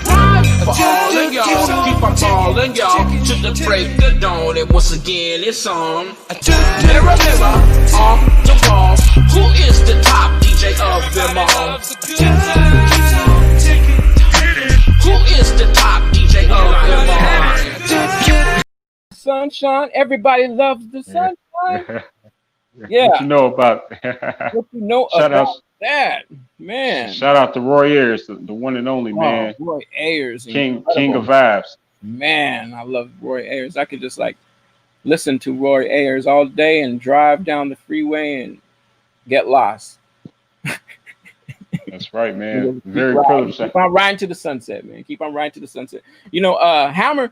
Everybody thought like, you know, he was broke, you know, because he filed bankruptcy. But guess what? Hammer is gangster. And I hate to keep on using that word like glorifying gangster, because, you know, we're talking about morals here. You know, what's a gangster? A gangster is somebody that takes care of their family. A gangster is somebody that, you know, is gonna turn the negative into positive, because that's what real gangsters do. Real gangsters will eventually get out of the game, and you know, if they're slanging dope, they're gonna turn that around and go own some franchises, just like the mafia did. You know what I mean? So, you know, all you kids out there, you know, that think it's, you know, cool to be a gangster and stuff like that. You know, you got to have morals. You can listen to gangster rap and, you know, put on your glasses and act real cool, but it's real, kids. It's real out there. You know, there's another kid that's just trying to be as tough as you and wants to, you know, prove it to people. But guess what, kids? Guess what? There's nothing to prove, because 10, 20 years later, when you get older, all that shit doesn't matter no more. What matters is staying alive. You have to stay alive, because you are the prey. You are the victim. Everyone's the victim. Even your mom, your dad. Why are we killing each other, doing stuff? It's because we don't have shit. That's why. I understand we don't have shit. You know what I mean? I understand that, you know, we're hungry. Our tummies hurt sometimes. Nobody's helping us. But you know what? You're a survivor. You can struggle. You struggle to survive. And that's what's going to make you stronger. And you're never going to forget that in life. And you're going to keep on hustling and keep on doing what you can do. But let's start treating each other right and helping each other. It's the only way to come up. We need each other's help. I don't care what anybody says. You got to help each other. You got to. And we got to get that through our heads. We got to teach it to the kids, because if we don't, then they're going to be in trouble. They're the new generation. We have to tell them that, because nobody was telling us that. That's why we had casualties. That's why we were fighting each other, because we didn't know no better. We hated ourselves. When you hate yourself, you hate your brother. When you hate your brother, you can kill your brother. And then life is not precious no more. Then we all die, and we're casualties. We got to stop. Chicago, we got to stop. California, yes, California stopped for a minute, and you know, the homicide rate went down. Chicago, you can do it too, because right now you're the #1 homicide rate. You know what I mean? Kids, you got to stop doing that, man. It's not cool. It's not right. It's not right to live like that. You're more than that. You're precious. Everybody got something everybody's here in life to do something. And if it's not music, you know, it's some kind of art, it's some kind of other art, or it could be business. It could be you going to school and doing what you want, you know, learning a trade. You know, it's there. You just got to get it. You know, you have to search for it and find it. Sometimes nobody's going to tell you things. You got to find out for yourself. And that's an incredible journey. Yes, that's an incredible journey, because it's something that you don't know and you're learning. So, you know, kids, I know it could be a struggle. It could be hard. It could be, you know, it's because you don't know. You're new. You're new. So, you know, search and find, because it's out there. I remember being a kid, I used to think of like magical things, and you would think that magical things would really happen, and you really believe that, you know what I mean? And that's why things did happen, if you think about it, because kids are the most thinkingest kids in the world. Like, you know what I mean? When you're young, you think like, you know, the tooth fairy's gonna come and put money under your pillow, and you really believe that. But of course, it's like your mom or dad, but you believe it, and it really does happen. I mean, it did happen, so you believe that, you know what I mean? And there are other things that you can believe in, like creating something. Now that could really happen, you know, but it's the things as a kid that, you know, how the parents treat them, how they grow up to keep that dream of thinking alive. Because it really, what you put into the world is what you get out of the world. You talk it into existence, and when you talk it into existence, it really does happen. It really does happen. And for all you kids out there that want to make applications or you know, computer games or whatever, you can do it, and that's where the money's at. Bitcoin. You know what I'm saying? Bitcoin. Bitcoin. Know, Bitcoin moment. All these coins. You know what I mean? I said it. You know, that it's a whole new realm of making money out there. And I think if all the kids had money and they knew routes to get money, there won't be no killing. There won't be no robbing each other. There won't be none of that, because everybody's flossing and new rides. Everybody's happy. Everybody got There's plenty of women to go around. Yeah, and that's the beginning, I believe. You And know I'm what I'm not saying saying? in a negative way, like, yeah, you can go Yeah. this girl get with that girl get with no. Because guess what, kids? You're gonna find yourself short when you do that too, because then you have different kids, you have different families, you got child support. Now you really can't make no money because you got the government knocking on your door for money that they hardly even give the pregnant wife or the the ex-girlfriend. Like I said, you're the prey, and it's designed to not work in your favor. But guess what? If you're smart enough and you listen to, what other people can give you and you get it, and you get out that shit, and you live a prosperous life. That's what it's about. It's all about living and being happy. And your kids got to understand that.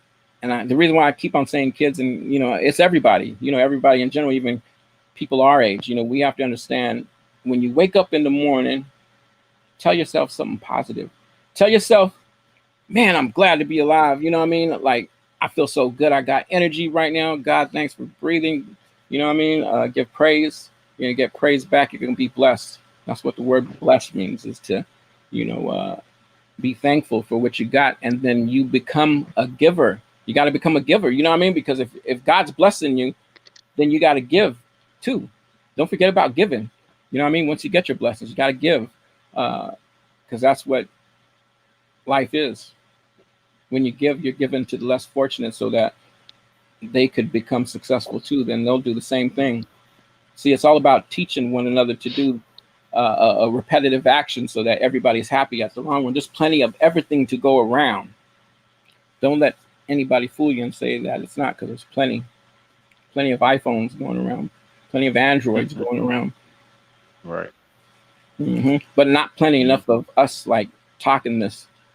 We need more people like us, like the Isaidits and the Cocaines, the DJ King Assassins.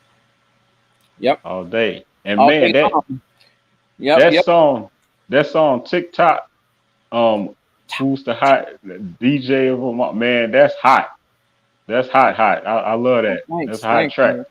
Shout out to Lloyd L.A. Elves. Go ahead, I said it. He's the one that produced the track on that one.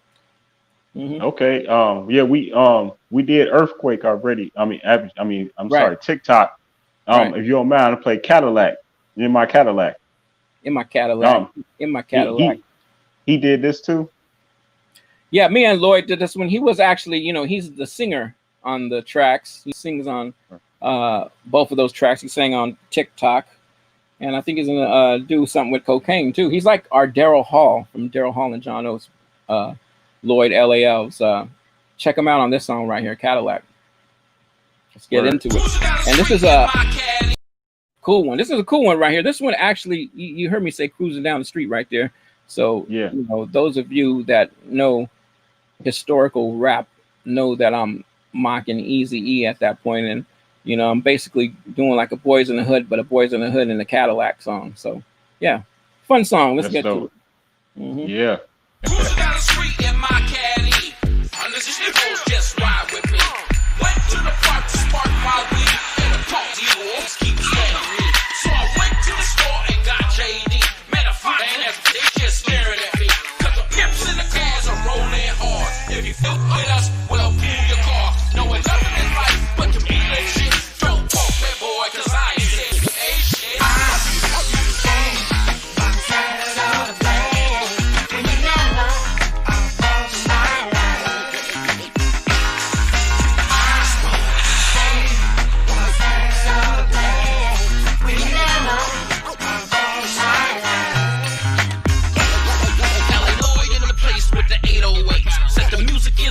With all that bass, bored as hell, and I wanna get ill. Show off my caddy with my shiny wheels. When the caddy rides by, you know it's fly. Caddy painted up high to the sky. Bonita apple pie, just come inside. Posse roll like a ape to the day I die.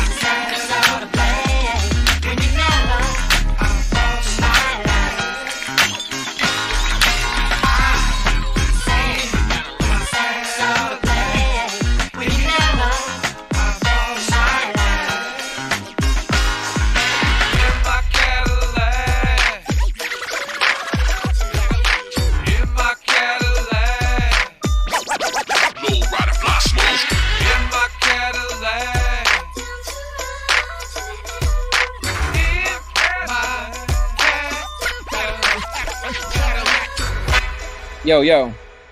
I think we were muted. I'm not too sure, but we're getting back in tune here. I don't think I can hear you. Yeah. Let's see if oh, there you go. Okay, yeah. So, you know, good song right there. You know, had a lot of fun doing that. I like wrote that song in probably like 30 minutes and dropped it in like 15 minutes. I like it. I like it, man. It was a fun song. That was a fun song. You know, that's something that, you know, I felt young doing it. You know what I mean? Yeah. Not that I'm trying to be young or anything. I just felt like that.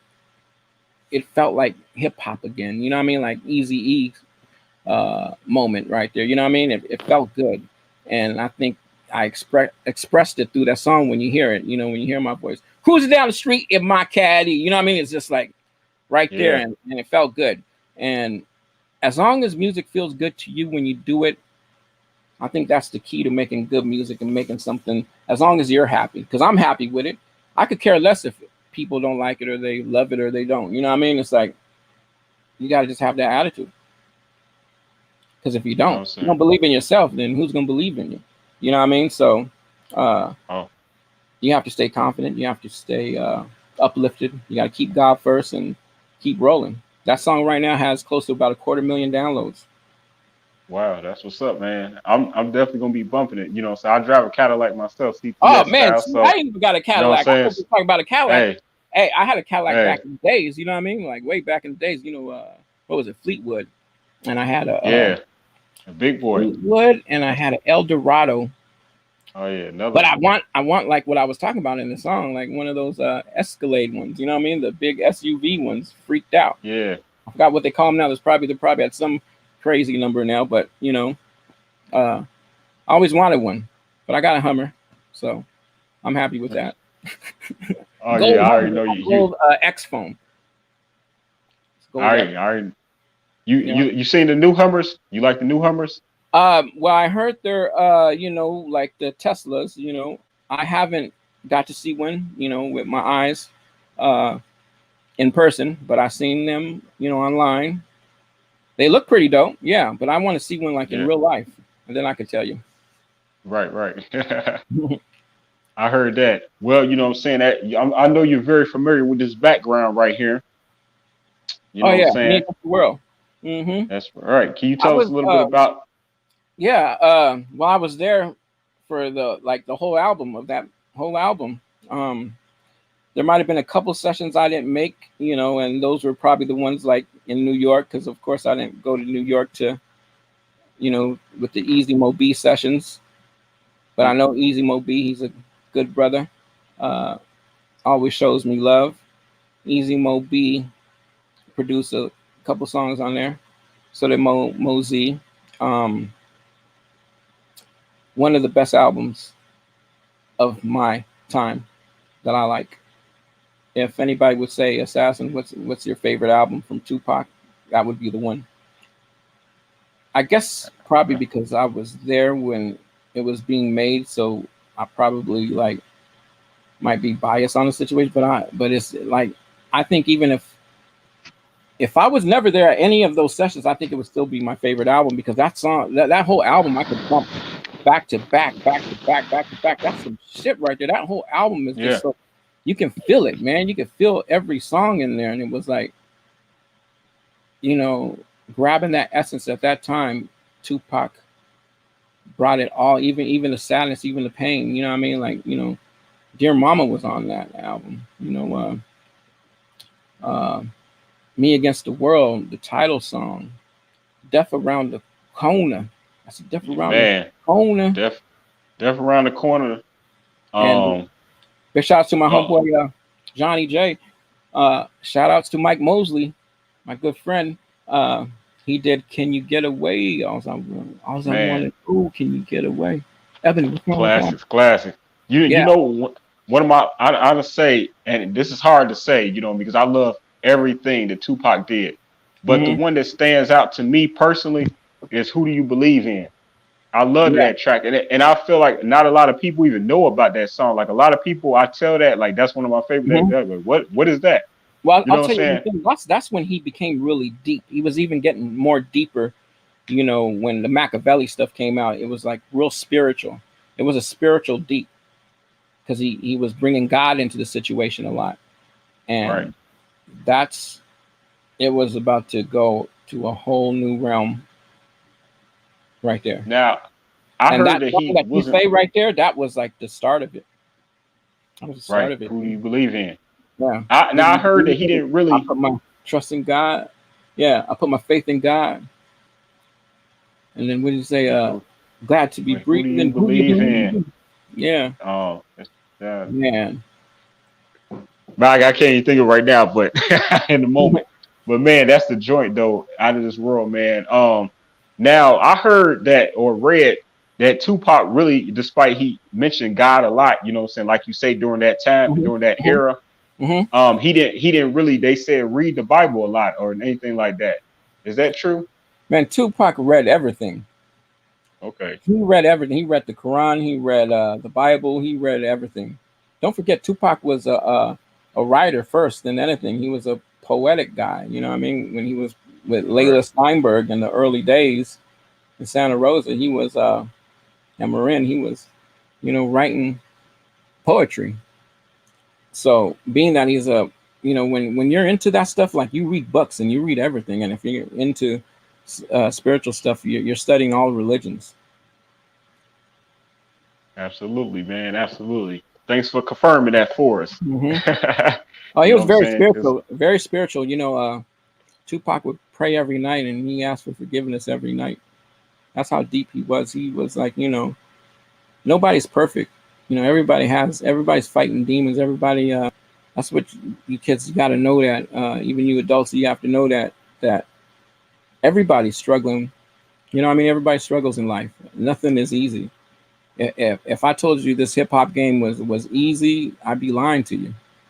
It's hard. There's a lot of sacrifices you got to do to be in this industry. Like I had to uh, like lose relationships behind this industry. What I mean by relate, like girlfriends. You can't have a girlfriend in this. Well, I couldn't because I was so devoted into my music that I'd be cheating on a girl because of not giving her time that she really needs. Because when you're in a relationship, you have to devote a certain time to that individual. Otherwise, it's like true that. cheating on her. Like you're not giving that person your all. So I knew that, and I knew that's why a lot of my relationships, when they were in 4-year spans, that uh, they wouldn't last. It's sad. I ain't gonna lie, because when kids get involved, it's a sad situation because you think that you're gonna have this everlasting family, and you find out that the others are not happy because you're spending time on music, and it kind of seems like that's more important than them. And I think that was always my downfall, because I was always it was a downfall, but it was uprising to the music industry for myself to be prosperous. I had to make a choice, and I chose music over all my relationships. That's why none of them even lasted to this day. Like I'm single now. Uh, Yeah, well, after this interview, you know what I'm and I saying? hope I'm not giving like a bad example, because that's just me. Because I'm a workaholic, you know what I mean? Like I love being in the studio, and like I said, if I'm gonna have a girlfriend, I'm gonna have to like devote my time to her. I'm gonna have to devote my time to her, because that's what a girlfriend is. You have to devote time, and you have to be there for that person. And right now I'm doing full-fledged music, promoting radio Yeah, stuff. man. Yeah, I totally agree with you, man. I don't feel like you exaggerating, you know what I'm saying? That may be your opinion, but I agree, man. It is hard to stay yeah, in an honest relationship, you know what I'm saying, when you so yeah. ambitious, you know And what I'm you said a saying? key word. You said a key word right there: honesty. You know what I mean? Because that's hard too when people are young. I'm not saying that like for me now. Like honesty is so easy for me now. If I were to be in a relationship, I wouldn't be messing with this girl or that girl, because when you're older, you realize that that's like everything's the same. Of course, some guys might not, agree with me, but everything basically is, going to be the same feeling that you're going to get. People just know how to do certain things better than others, right? When it comes to stuff like that, and people can, Right. make things happen faster for you. And Is that good or a big bad? thing. You can take it for the good, or you can take it for the bad. But what you have to realize is that there comes a time in life. It's a choice that you have to make, what you want to do and how you want to spend your time. Because me and Cocaine talked about this, I think the other day. You have to develop time for your kids. Develop time for, if you're in a relationship, you have to when you're older, because people die. People die.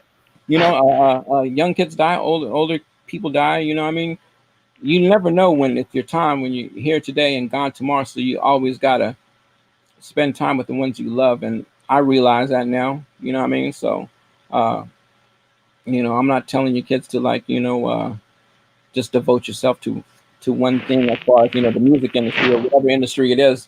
I'm saying know how to balance it, because you can balance it. It's just that when it comes to relationship, I choose to balance. My relationship is my kids. You know what I mean? And I marry myself. I marry myself. Yeah. So I'm happy. Right. When you can find, and this goes for everybody, when you can find somebody that can love you for what you do, and really understand that you're doing it because you love it, and you love that person because that person loves what that person does, and you're not jealous of it as far as the time, then that could last till eternity with somebody that's an artist. So I believe there's women out there like that will really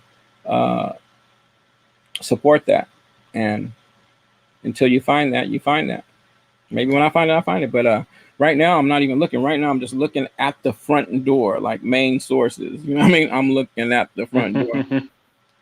Well, we know you got the $3,000 DJ contest. You and Cocaine. $3,000. Can I enter it? You know Let's see. what I'm saying? Okay. Am I eligible?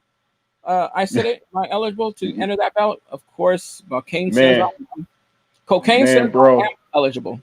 But I was gonna touch up my skills when it comes to DJing. When I heard about that, I'm like, man, stop playing. Stop playing. And there I got bills to pay. Exactly, man. If I were you, I enter that contest right there. That's the legendary Cocaine $3,000 global DJ contest, man. To enter the contest, you got to film your video, 1 to 2 minutes, mixing and scratching to Cocaine's newly released single, Monkey Wasn't Funky. Make sure to share your video on Instagram and tag Cocaine at Cocaine_OG_, or tag me at DJ King Assassin, or tag at the Fleet DJs. Shout out to the Fleet DJs. DJ Despair. I think they spelled his name wrong. Is that DJ Despair? How's it spelled right there? Well, look it up and tweet us. If you're not on Twitter, go on Instagram. If you're not on Instagram, go on Facebook. We're on all platforms. Get a hold of our main guy right here at the management. I said it, management, man. This is where you go to. Sir. Yes, sir. Outlet. Everybody's an outlet, and there should be no reason for anybody not getting into the contest. If you're a good DJ, show your skills, have fun. You never know. You might win. I said I would do it. Now that you said it, you said it. You better do it. I said it because I said it, and it shall be done. So I said it, and it shall be done. Done. What song is that? You can put that in the intro. Hey, man, donate some to the intro, man. You know what I'm saying? I'll play it. Let's do it. I'll do it. Give me a sample, brother. I said it, and it shall be done. Does Easy say that? Who said? I gotta tweet that. I gotta. There's a song who said that. You know that, right? Yeah. I can't picture exactly who that is. It's gonna come to me, and I'm gonna call you. I'm gonna tell you. Or I'm gonna text you and tell you. Hey, so I know that obviously, you know what I'm saying, you're a great host yourself, man, and you know what I'm saying, I know, but you've been doing this for when did you start your show, the King Assassin Show?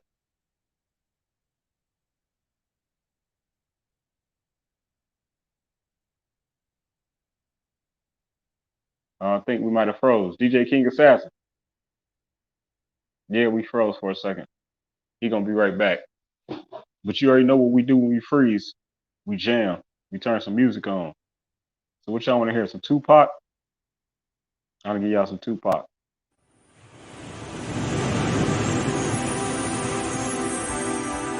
Thug style out this motherfucker. Niggas throw your hands in the air. If you got Jeep, make your speakers pop. I want motherfucking police trying to pull niggas.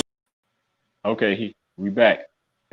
Yeah, you know what? The King Assassin Show. Yeah, the King Assassin Show, man. You know, since COVID is here, we're kind of backing off the King Assassin Show, and because we do things on a remote situation with LA Lloyd Elves. What we do is we like go places and just fuck with people. It's crazy how we do it. And if you get a chance to check out some of the older shows, you can on Facebook. I'll probably be uploading a lot of them to YouTube shortly, so you YouTube freaks out there can see it. Man, who's some of the people you had on there? Man, Code 187, Cocaine, a lot of people, man, a lot of artists, you know, Raz Kaz we've had on there. Rob Bass. Yeah, I saw him. Rob Bass. Man, a lot to Wyclef was on there. Yeah, Wyclef. You know, everybody who I work with, of course, the list goes on, but we've had actors on there too. That's what I'm like thinking of right now. We had Lunel, you know, she's from Oakland. We had Kim Whitley. We were on the Oprah network one day. What? Yeah, for one day, right? Because Kim Whitley came down and filmed Finding Whitley. Yeah. And they featured the King Assassin Show on one of the shows to help Kim Whitley sell tickets. And I helped her sell tickets in real life, you know, with that show. And it was a sold out event. It was a play. She came to me, she wanted to sell tickets, and we got the word out there, and I, you know, did my little Matrix thing.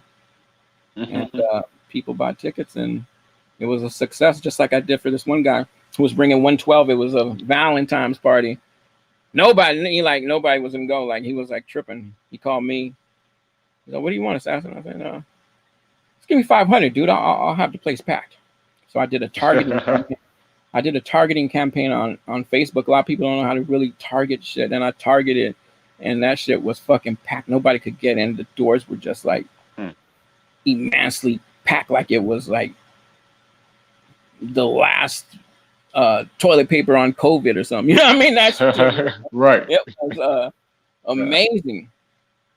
The promoter called me and said, "Assassin, you don't know what you like did. Like, we can't even let people in here no more. There's still people waiting to go out to come in. Like, they're waiting for people to go out so they could come in." That's how packed it was, and that was for 112 Valentine's Day party. Yeah, I already know that was off the chain. Females go wild for 112. Oh yeah, yep. Hey, so and it shall be done. In so that what order, makes brother. happen right here, man, on the Chicago show, because Chicago, with I Said It, man, there's good things happening, and like I said, the DJ battle is here. What else do we got cooking? We got the dance battle that it's never too late for the dance battle too. I Said It. You can actually enter that by the same way the DJs are doing it, and at mention dance. You know, like this type of, you know, all that. Right. All I do is this. Yeah. Hey, you know, you can get your gangster walk on, do whatever you got to do. You know, okay, word, it is, word, and word. yeah, gangsters don't dance. They boogie. You know, right, boogie. Of course, the dance contest is over. You know, they already gave out the money for that. The DJ battle is here. The money's ready to hand out. What's next after this? I'll tell you what's next. Skateboarding contest. What? It's going down. I might be talking too soon. Kane might be upset, but I don't think he'll get upset because we're getting, we have some of the biggest skaters behind us right now. I'm not going to say no names. We already met with them. We've been working with them. They're going to play Prime. Go ahead. I said it, and it shall be. No, I'm sorry to cut you off, big bro. No, I was just thinking because it's this chick that I just seen on Instagram. Kamila, something like that. Her name is. She's a real famous skater. She's a real famous skater from like back in the day or something like that. And she's like a choreographer or something like that on skates or something. Oh, is that something I don't know? Is that somebody you're bringing to the table that you're gonna make happen? Man, you make something like that if you know her? I don't Tell know her. her, but I'm trying to get to know her, you know what I'm saying, through networking, you know what I'm saying? Hey, So, I but think I might know a prime factor. We can make some calls and connect you with him. You tell him about her, and he will make it happen. I'm not going to say no right, names, but he's well right. respected. And Okay. let's get on the phone and make that happen whenever you're ready. Tonight, tomorrow. Word. Yeah. Tomorrow I'm at work tonight, but yeah. Yeah, exactly. So if you know you got the wherever she's at, let him reach out to her on that platform, and we'll sew it up. Yes, We sir. want her. We want girl skaters. Yeah, I mean that's like, man, just wait till I tell Cocaine he's gonna be like, he'll be calling you, and then we'll get Yes, sir. our main man on the phone. I don't know if I'm supposed to say his name or not, but I'm not gonna say his name because I don't want to give up, all the Right, goodies. right. The goodies are given out, and that time You I know what I'm think it will saying? be after the next month.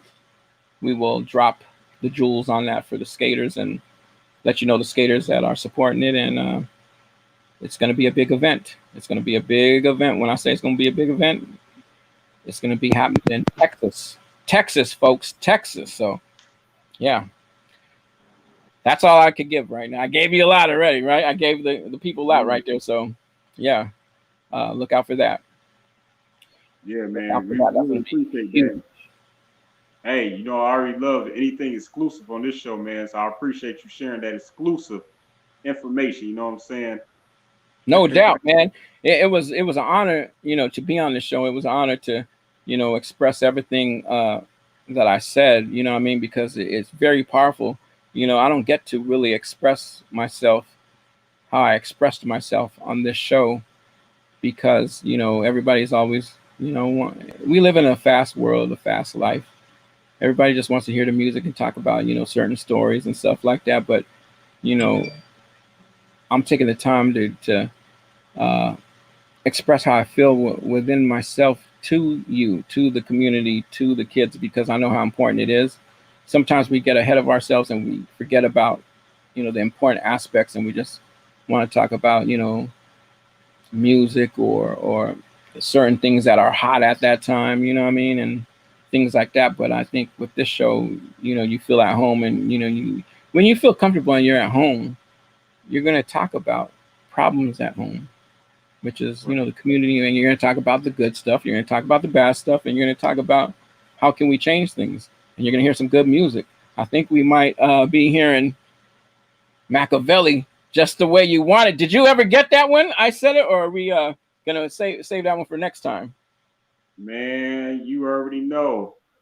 And in this order, brother.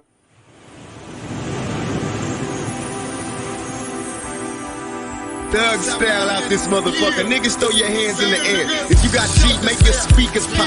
I want motherfucking police trying to pull niggas over on this one. We taking this one to the whole nother level. Hey yo, My younger homie says I've been jamming for a long time. World premiere. And we know you like our style. And now you take the place of quality. We have no doubt. You can't change years overnight. tell the whole story, nothing but truth. And living the thug life. We know just how to do it right. Just the way you want it. Keep giving what you want. World premiere. Never go nowhere. Whenever you wanna jam, he will give it to you. Just the way you want it. But I never got along with cops. In a room full of niggas duck from blocks. And all the time, my mind's full of times be slow. I keep my mind on, though you never find me broke. Come on, I tell the whole story, nothing but truth. Halloween throwing eggs from the project roof. Beat me, young G, when they took me off the jail. Only me inside the cell, straight like a finish hell. Yeah, mom's cooking, no school, straight hooking. And trying to get with light skin, and she good looking. And jumping over turnstiles, cause we ain't paying. Calling cuties cuss words, but we on the flame. You better find your mind, I got mine. You can damn, I wonder, will I still be around? My hometown in the gutter, I was born around. Had to move to the west, became a star. World premiere. Been jamming for a long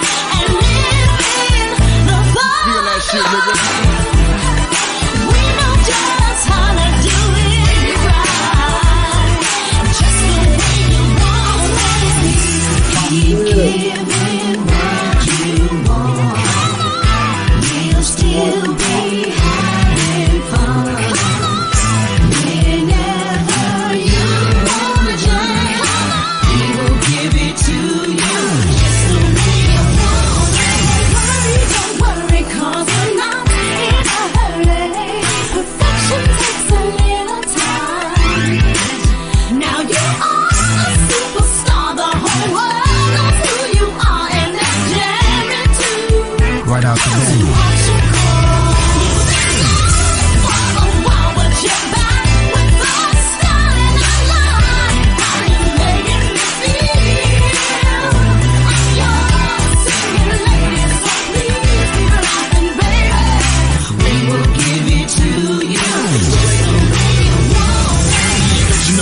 Make a dollar, get the cream by any means. What it seems, politic and plotting schemes from the earliest bring me a pocket on the sleeves. It's the way you really want to remember way back when all around the world split with towns in the gap. You better recognize the bakery words when you say and we still having fun. Get around the world, hey, sounds quality and pain. The OGs in the game. I've been jamming for a long time, and we know you like our style, and none can take the place of quality. You can't change gears overnight and live in the thug life. We know just how to do it right, just the way you want it. Keep giving. I'm talking about that shit you gonna be telling your grandkids about, you know? You'll still be having fun. I ran with a thug nigga. Whenever you wanna jam, we will give it to you just the way you want it. Press rewind.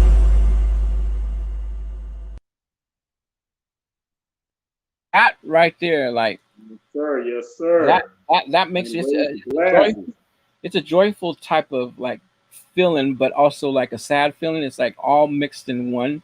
Hearing that, you know, it's a remix, but I tried to bring as much as Pac alive as I could by doing that for a celebration of his life, a celebration, and every time I hear that song, I feel good, and it's a type of good, but it makes me want to cry too. It's so much mixed emotions at one time, but it feels fucking good, and I love it. And I'll bump that shit real motherfucking loud, make your speakers pop like Tupac said right there, and then press rewind and do it all over again.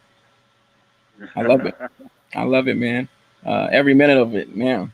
Like, just I haven't heard that song in a long time, but when I do, it's like it brings me joy. I feel good. You know what I mean? I feel like he's alive still, because that's what music does, and that's what Tupac, you know, he's still living through us through the music, and that'll never die. Keep on going on for generation after generation, right here. Brought to you by the Isaidit Management, DJ King Assassin, Cocaine in the building, and you, my friend, you watching right now, you. It's all for you. It really is. It's all for you. We're doing this for you. This is for you. You're watching. Otherwise, we wouldn't be doing it. You know what I'm saying? Tupac did it for you. Tupac lives. Sapphire does it for you. Sapphire getting steamy. I see you, Sapphire. Shout out to Sapphire Steamy, you know what I'm saying? Shout out to the famous Chicago Bridge magazine. Shout out to Angela Coverton, you know what I'm saying? Shout out to who's that? Phoenix and Scar. You know what I mean? These some of the people that help me out with, you know what I mean? You know, bring you all more celebrities every week, you know what I'm talking about? So man, I love it over here, man. I'm gonna have to come back, man, with some new joints over here, man. You're hyping me up. So welcome back, brother, anytime. Just holler. Hey, this is motivational. Holler if you hear me. Holler if you hear me, man. You hear me. Yeah, man. I'm already thinking of an intro, man. Fuck with me. And it shall be done. Easy E says that. That's who says it. Easy E. I said it, and it shall be done. Yeah. I said it, and it shall be done. You know, I'm thinking of it in my head. I'm repeating that, and that'll be your intro. I just gotta find the song. One thing I know it is that song. I mean, I know it's Easy E, so he doesn't have a wide discography, so I'm gonna pinpoint that song. Maybe Jerry knows. Maybe Cocaine knows. We're gonna maybe the people listening right now can figure that out.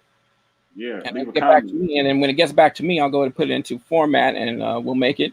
Then after I make it, I'll give it to I said it. We'll bring it over here to the show, and he'll play it, and we're gonna have fun, and we're gonna play it over and over again, and we're gonna all just be grooving and jamming to it. And then we're gonna do a part two. When we do part two, we'll have part 3, 4, 5, 6, 7, 8, 9, 10, and 11. and then 12. And then order, bro. You already know, man. You more than welcome, bro. I'm hyping you up right now. I said, I'm love. telling you, man. I said it, and it shall be done. Done. Order, man. Speaking to existence, man, over here all right. day long, man. That's the power of it. That's the power of it. Amen. Amen. And man, you know, I definitely always want to leave it on. I love the energy that Pac gives, you know what I'm saying? So I definitely want to leave this interview on some Pac energy. But I forgot to play this little clip that I recorded. You know what I'm saying? So let me play this real quick if you don't mind.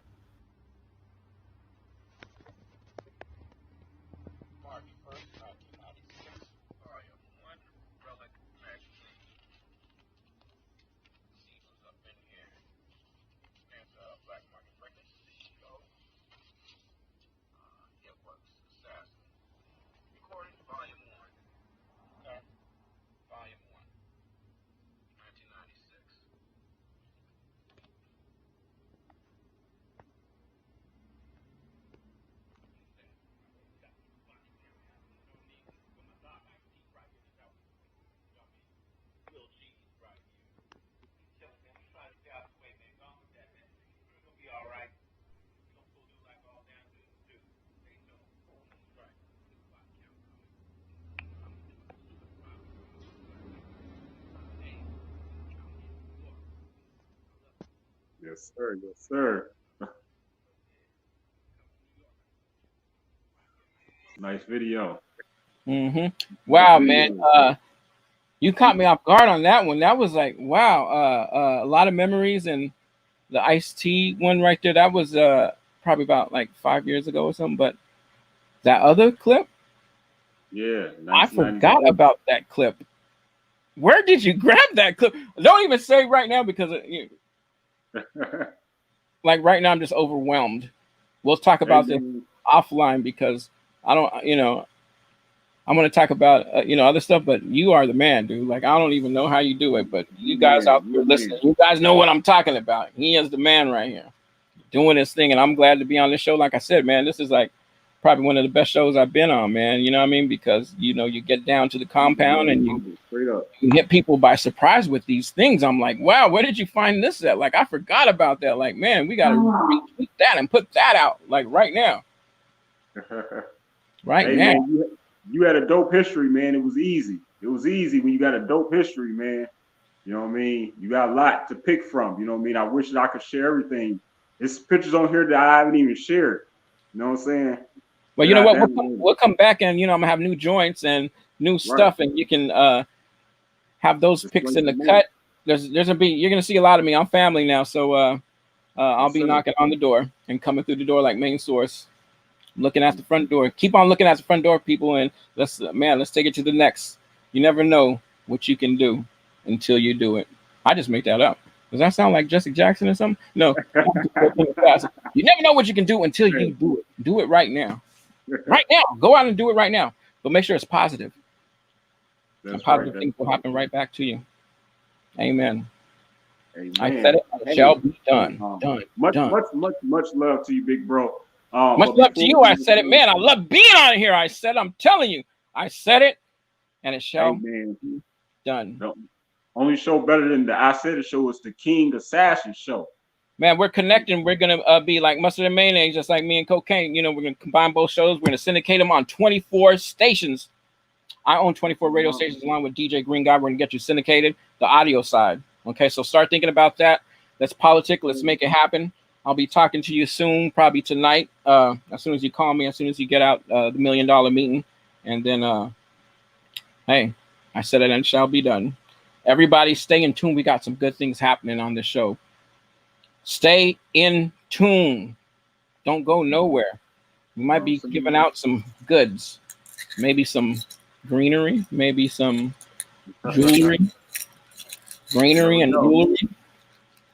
We might be giving out the I-95 South here, some Assassins bling, because you know what? I wear this bling just for the pictures and for videos. After that, I just put it in the door. So why not give some away? Huh? Next time I come, I'm gonna give a jewel piece away.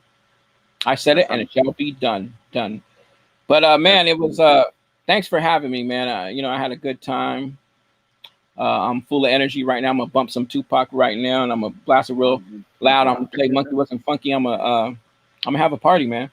I'm gonna have a party by myself because I married myself. Don't forget the flowers. You know how I might have a shooby dooby come or something. You never know. You never know. You never know until you try. Hey, big bro, man. You know what I'm saying? Much love, man. You definitely family now, man, too. You know what I mean? I'm more than humble, man, grateful, man. I've worked real hard, you know what I'm saying? You don't know what it took for me to get here, to share this room with you, to, you know what I'm saying, with someone like yourself, to be someone like OG Cocaine, you know what I'm saying, to be in the same room with y'all, to interview you all about your, you know what I'm saying, just luxurious history, you know what I mean? You know what I mean? People that I grew up, you know what I'm saying, really just admiring, people like a Tupac and Eazy-E and people of that nature, you know what I'm saying? You all have worked hand in hand with these people and been an influence to them as well as an inspiration to the entire industry, you know what I'm saying? You are the pioneers, you are the platforms that you all let people step on your shoulders to, you know what I'm saying, as a stepping stone, you know what I'm saying, this industry, man. So, you know, I love you for that, bro. You know what I'm saying? I love all y'all. And you know what? You know what? I love you legends, too icons. for bringing this to the platform, man. This platform is so huge. You know what I mean? Like people don't even know this is like the epitome of you know, talking to somebody and you know, learning people of who they are and who you think they might be and who they are, you know, in real life. You know what I mean? It's one thing to really meet people and really have a sit down, a conversation, and talk about good things, the bad things, the positive things. And someone like you, my brother, I've never had anybody ever do how you did your show. I'm humble, man. I'm straight up, man. I appreciate you. I appreciate you know what I'm saying? Just rocking with me straight up, man. You know, you can be doing anything, you know what I'm saying? Like they say, anything in the world, man, but you here with us. So hey, you more than welcome, man. And you more than as much love. And like I say, man, I'm just humble. I can't use that word enough. Like bring these clips up and bring like, yeah, keep on doing it. Don't stop. I said it. You said it. Now the crowd is gonna say it. That's right. You deserve the props too, man. This show is A1 bomb, 100% uncut, raw funk, raw hip hop, raw data, raw news, raw history, right here. I said it, and it shall be done. Thank you, my brother. I love you too, man. And anytime you come to California, you know you got a home. You come stay here. You got the studio, got everything. Anything you want, you got it. Much love, man. You already know you touched down in the shot. You already got to holler at me, man. Oh man, we're gonna make it happen over there in Chi-Town. We can go Wrigley Field, we can go White Sox, we can go Cubs, everything. Chicago house pizza. We're gonna even go to some clubs that play house music, folks. I might play some house track. Next time I do a house track, I'm not gonna do it here. I'm doing it in Chicago. Only when I'm in Chicago is when I will make my house song. And when I make my house song, it's gonna be made in Chicago. That's all I gotta say. I said it and it shall be done. Wow, that's deep, huh? So hey, you gotta hold that against me. Next time I'm in Chicago, I'm gonna hold you on it. Man, let's do it. Man, you know what I'm saying? Incredible. I gotta have that for my show, man. I gotta have it as part of the intro. Yeah, you know what? We'll make it on your show. How about that? Oh, shit. How about That's that crazy. one? We'll see if we can get a hold of one of the OGs from there too, like Fast Eddie or somebody that does house music there. I'll let you do the research on that and bring somebody to the table. But if not, we have ourselves, you know what I mean? So I'm pretty sure we'll find somebody to come to the table to collaborate with us from Chicago, who's a legend from the house scene. Yeah, if not, we'll get them on the phone. We'll get them on Zoom. They'll, them just being there and saying something or do it like this or do it like that, or back in the days we used to do it like this. That's all we want. We want Chicago's input of house. We'll make it a house rap song. We'll make it, we'll bring as much as hip hop as we can to house too. So who knows? We might even start a new house genre. Wow. Maybe I like how that's going. I like where that's going with it. Yeah. Hey, that's how house started, man. Y'all started it. That's incredible. It started its own genre, just like the Bay Area started hyphy music. Man, house is huge. Still, like overseas, still huge. A force to be reckoned with. They love it overseas. They love that house. Yep. Well, shout out to everybody, man. Thanks for having me on the show. And I'm gonna go get me something to eat and eat nutritiously. And hey, play that good music. Rest in peace, Tupac, man. We love you, man. Rest in peace, Pac. Miss you, man. Miss you. Rest in peace, Big Sight. Yeah. Doc. Easy. Everybody else. Easy E. Man. Bushwick Bill. Jam Master J. Jam Master J. Hey, it's like King Midas, as I was told. Everything that he touched turned to gold. Not bad meaning bad, but bad meaning good. Bye. We out. One love. Love you, I said, man. One love. Salute. Love you, 21 gun salute. We are Audi 5000. Until next time, give us a call, give a shout out, leave a comment, tell I said it, that he did it, and he made it happen. So don't go nowhere. Keep it on lock for the next show. That's right. And remember, Monkey wasn't funky. You know what I'm talking about? Man, I really appreciate all y'all for tuning in today, man. You know, we had fun like always. Thank you, Sapphire Steamy, like always. You know, the new brand ambassador for Isaidit Management representing Canada. You know what I mean? Much love to you, Queen. I really appreciate you. You know what I mean? And hey, I'm just humbled right now. I'm just very humbled, you know, by my man's words that he just, you know what I'm saying, everything he said, you know, that wasn't, I didn't see that coming as well as y'all didn't see it coming, man. I'm just grateful of everything that, you know, that's going on right now in my life, man. You know, all the money that I desire may not be there yet, but, you know, I'm very grateful, man, you know, just working day to day, you know, and I'm glad I have people that, you know, just respect and appreciate me for, you know what I mean, for the hard work, for this content that I've been bringing you all for many years, you know what I'm saying? And I'm just glad to finally have a, you know what I'm saying, a live show, you know, weekly to where I can bring you this content. And I'm happy to say too, that soon I'm going to be on iHeart, I'm going to be on Spotify, you can find us on Apple Music, you're going to be able to find us on Tidal, you know what I mean? You're going to be able to find this show everywhere. And like the big homie said, you know what I'm saying, he's going to help me, you know what I'm saying, to syndicate this to 24 different radio stations, you know what I'm saying? So Isaidit Management, you know what I'm saying, we coming, man. And I'm just grateful for all the support that I've had over the years, and especially from the famous Chicago Bridge magazine, home of the legendary Warriors. Thank you, Bridget Wally. Much love to everybody. And shout out to Shy Love LLC, my homegirl Melanie Hogan. Shout out to her too. You know what I'm talking about? So we're gonna go and close the show, and you already know I do it like this. But today I'm gonna close the show, and I'm gonna lead y'all with a little bit of poetry, because this is where it all started. You know what I'm saying? I'm gonna have a little flashback. So this is one of my old performances, because it used to be Isaidit the Poet. Here we go. I appreciate y'all. Much love. Put that on you, man. Hey, I like that. All right, so make some noise again, y'all, for Isaidit the Poet. Yeah.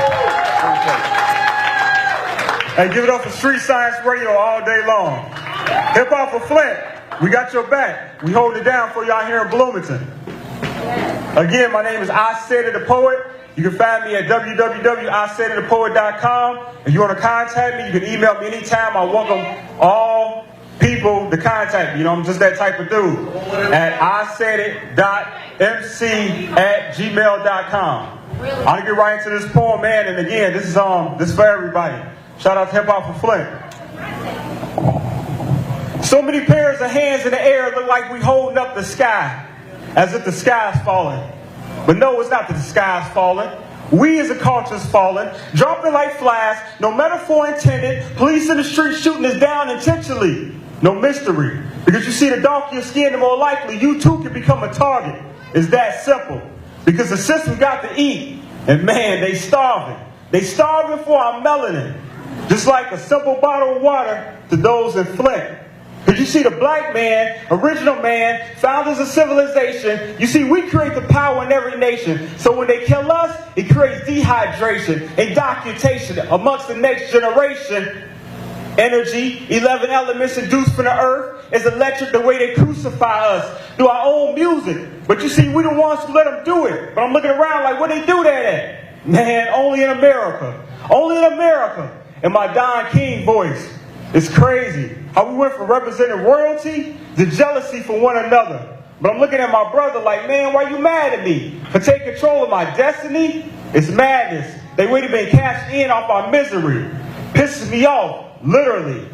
Because I can see how the actions has become symbolic like an ox symbol. Essence of life, no balance in life creates a lost cause. Too many of us are rebels without a cause. We need to become more leaders on a mission to redirect that fire we feel inside of us into something positive. For the sake of our peers, with the pain behind our tears. Pure evils with this, sheer evils what this world is turned into, yet it's compelling to imagine how powerful we could be if we only connected with each other instead of fighting another victim of this biased system. I said it. Don't just put them on blast. I shine the spotlight on them because it's a conspiracy. And with that light, I shall illuminate when they conspire in the dark against all of us. Therefore, I make them respect me, let alone fear me, and every other soul that had fell to the hands of the society.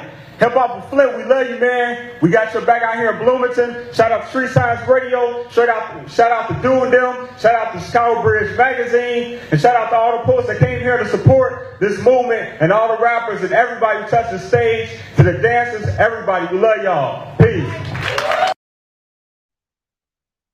You know what I'm saying? That was called Hands Up, Don't Shoot. And this is called Please Subscribe to My YouTube, Isaidit Management, like right now.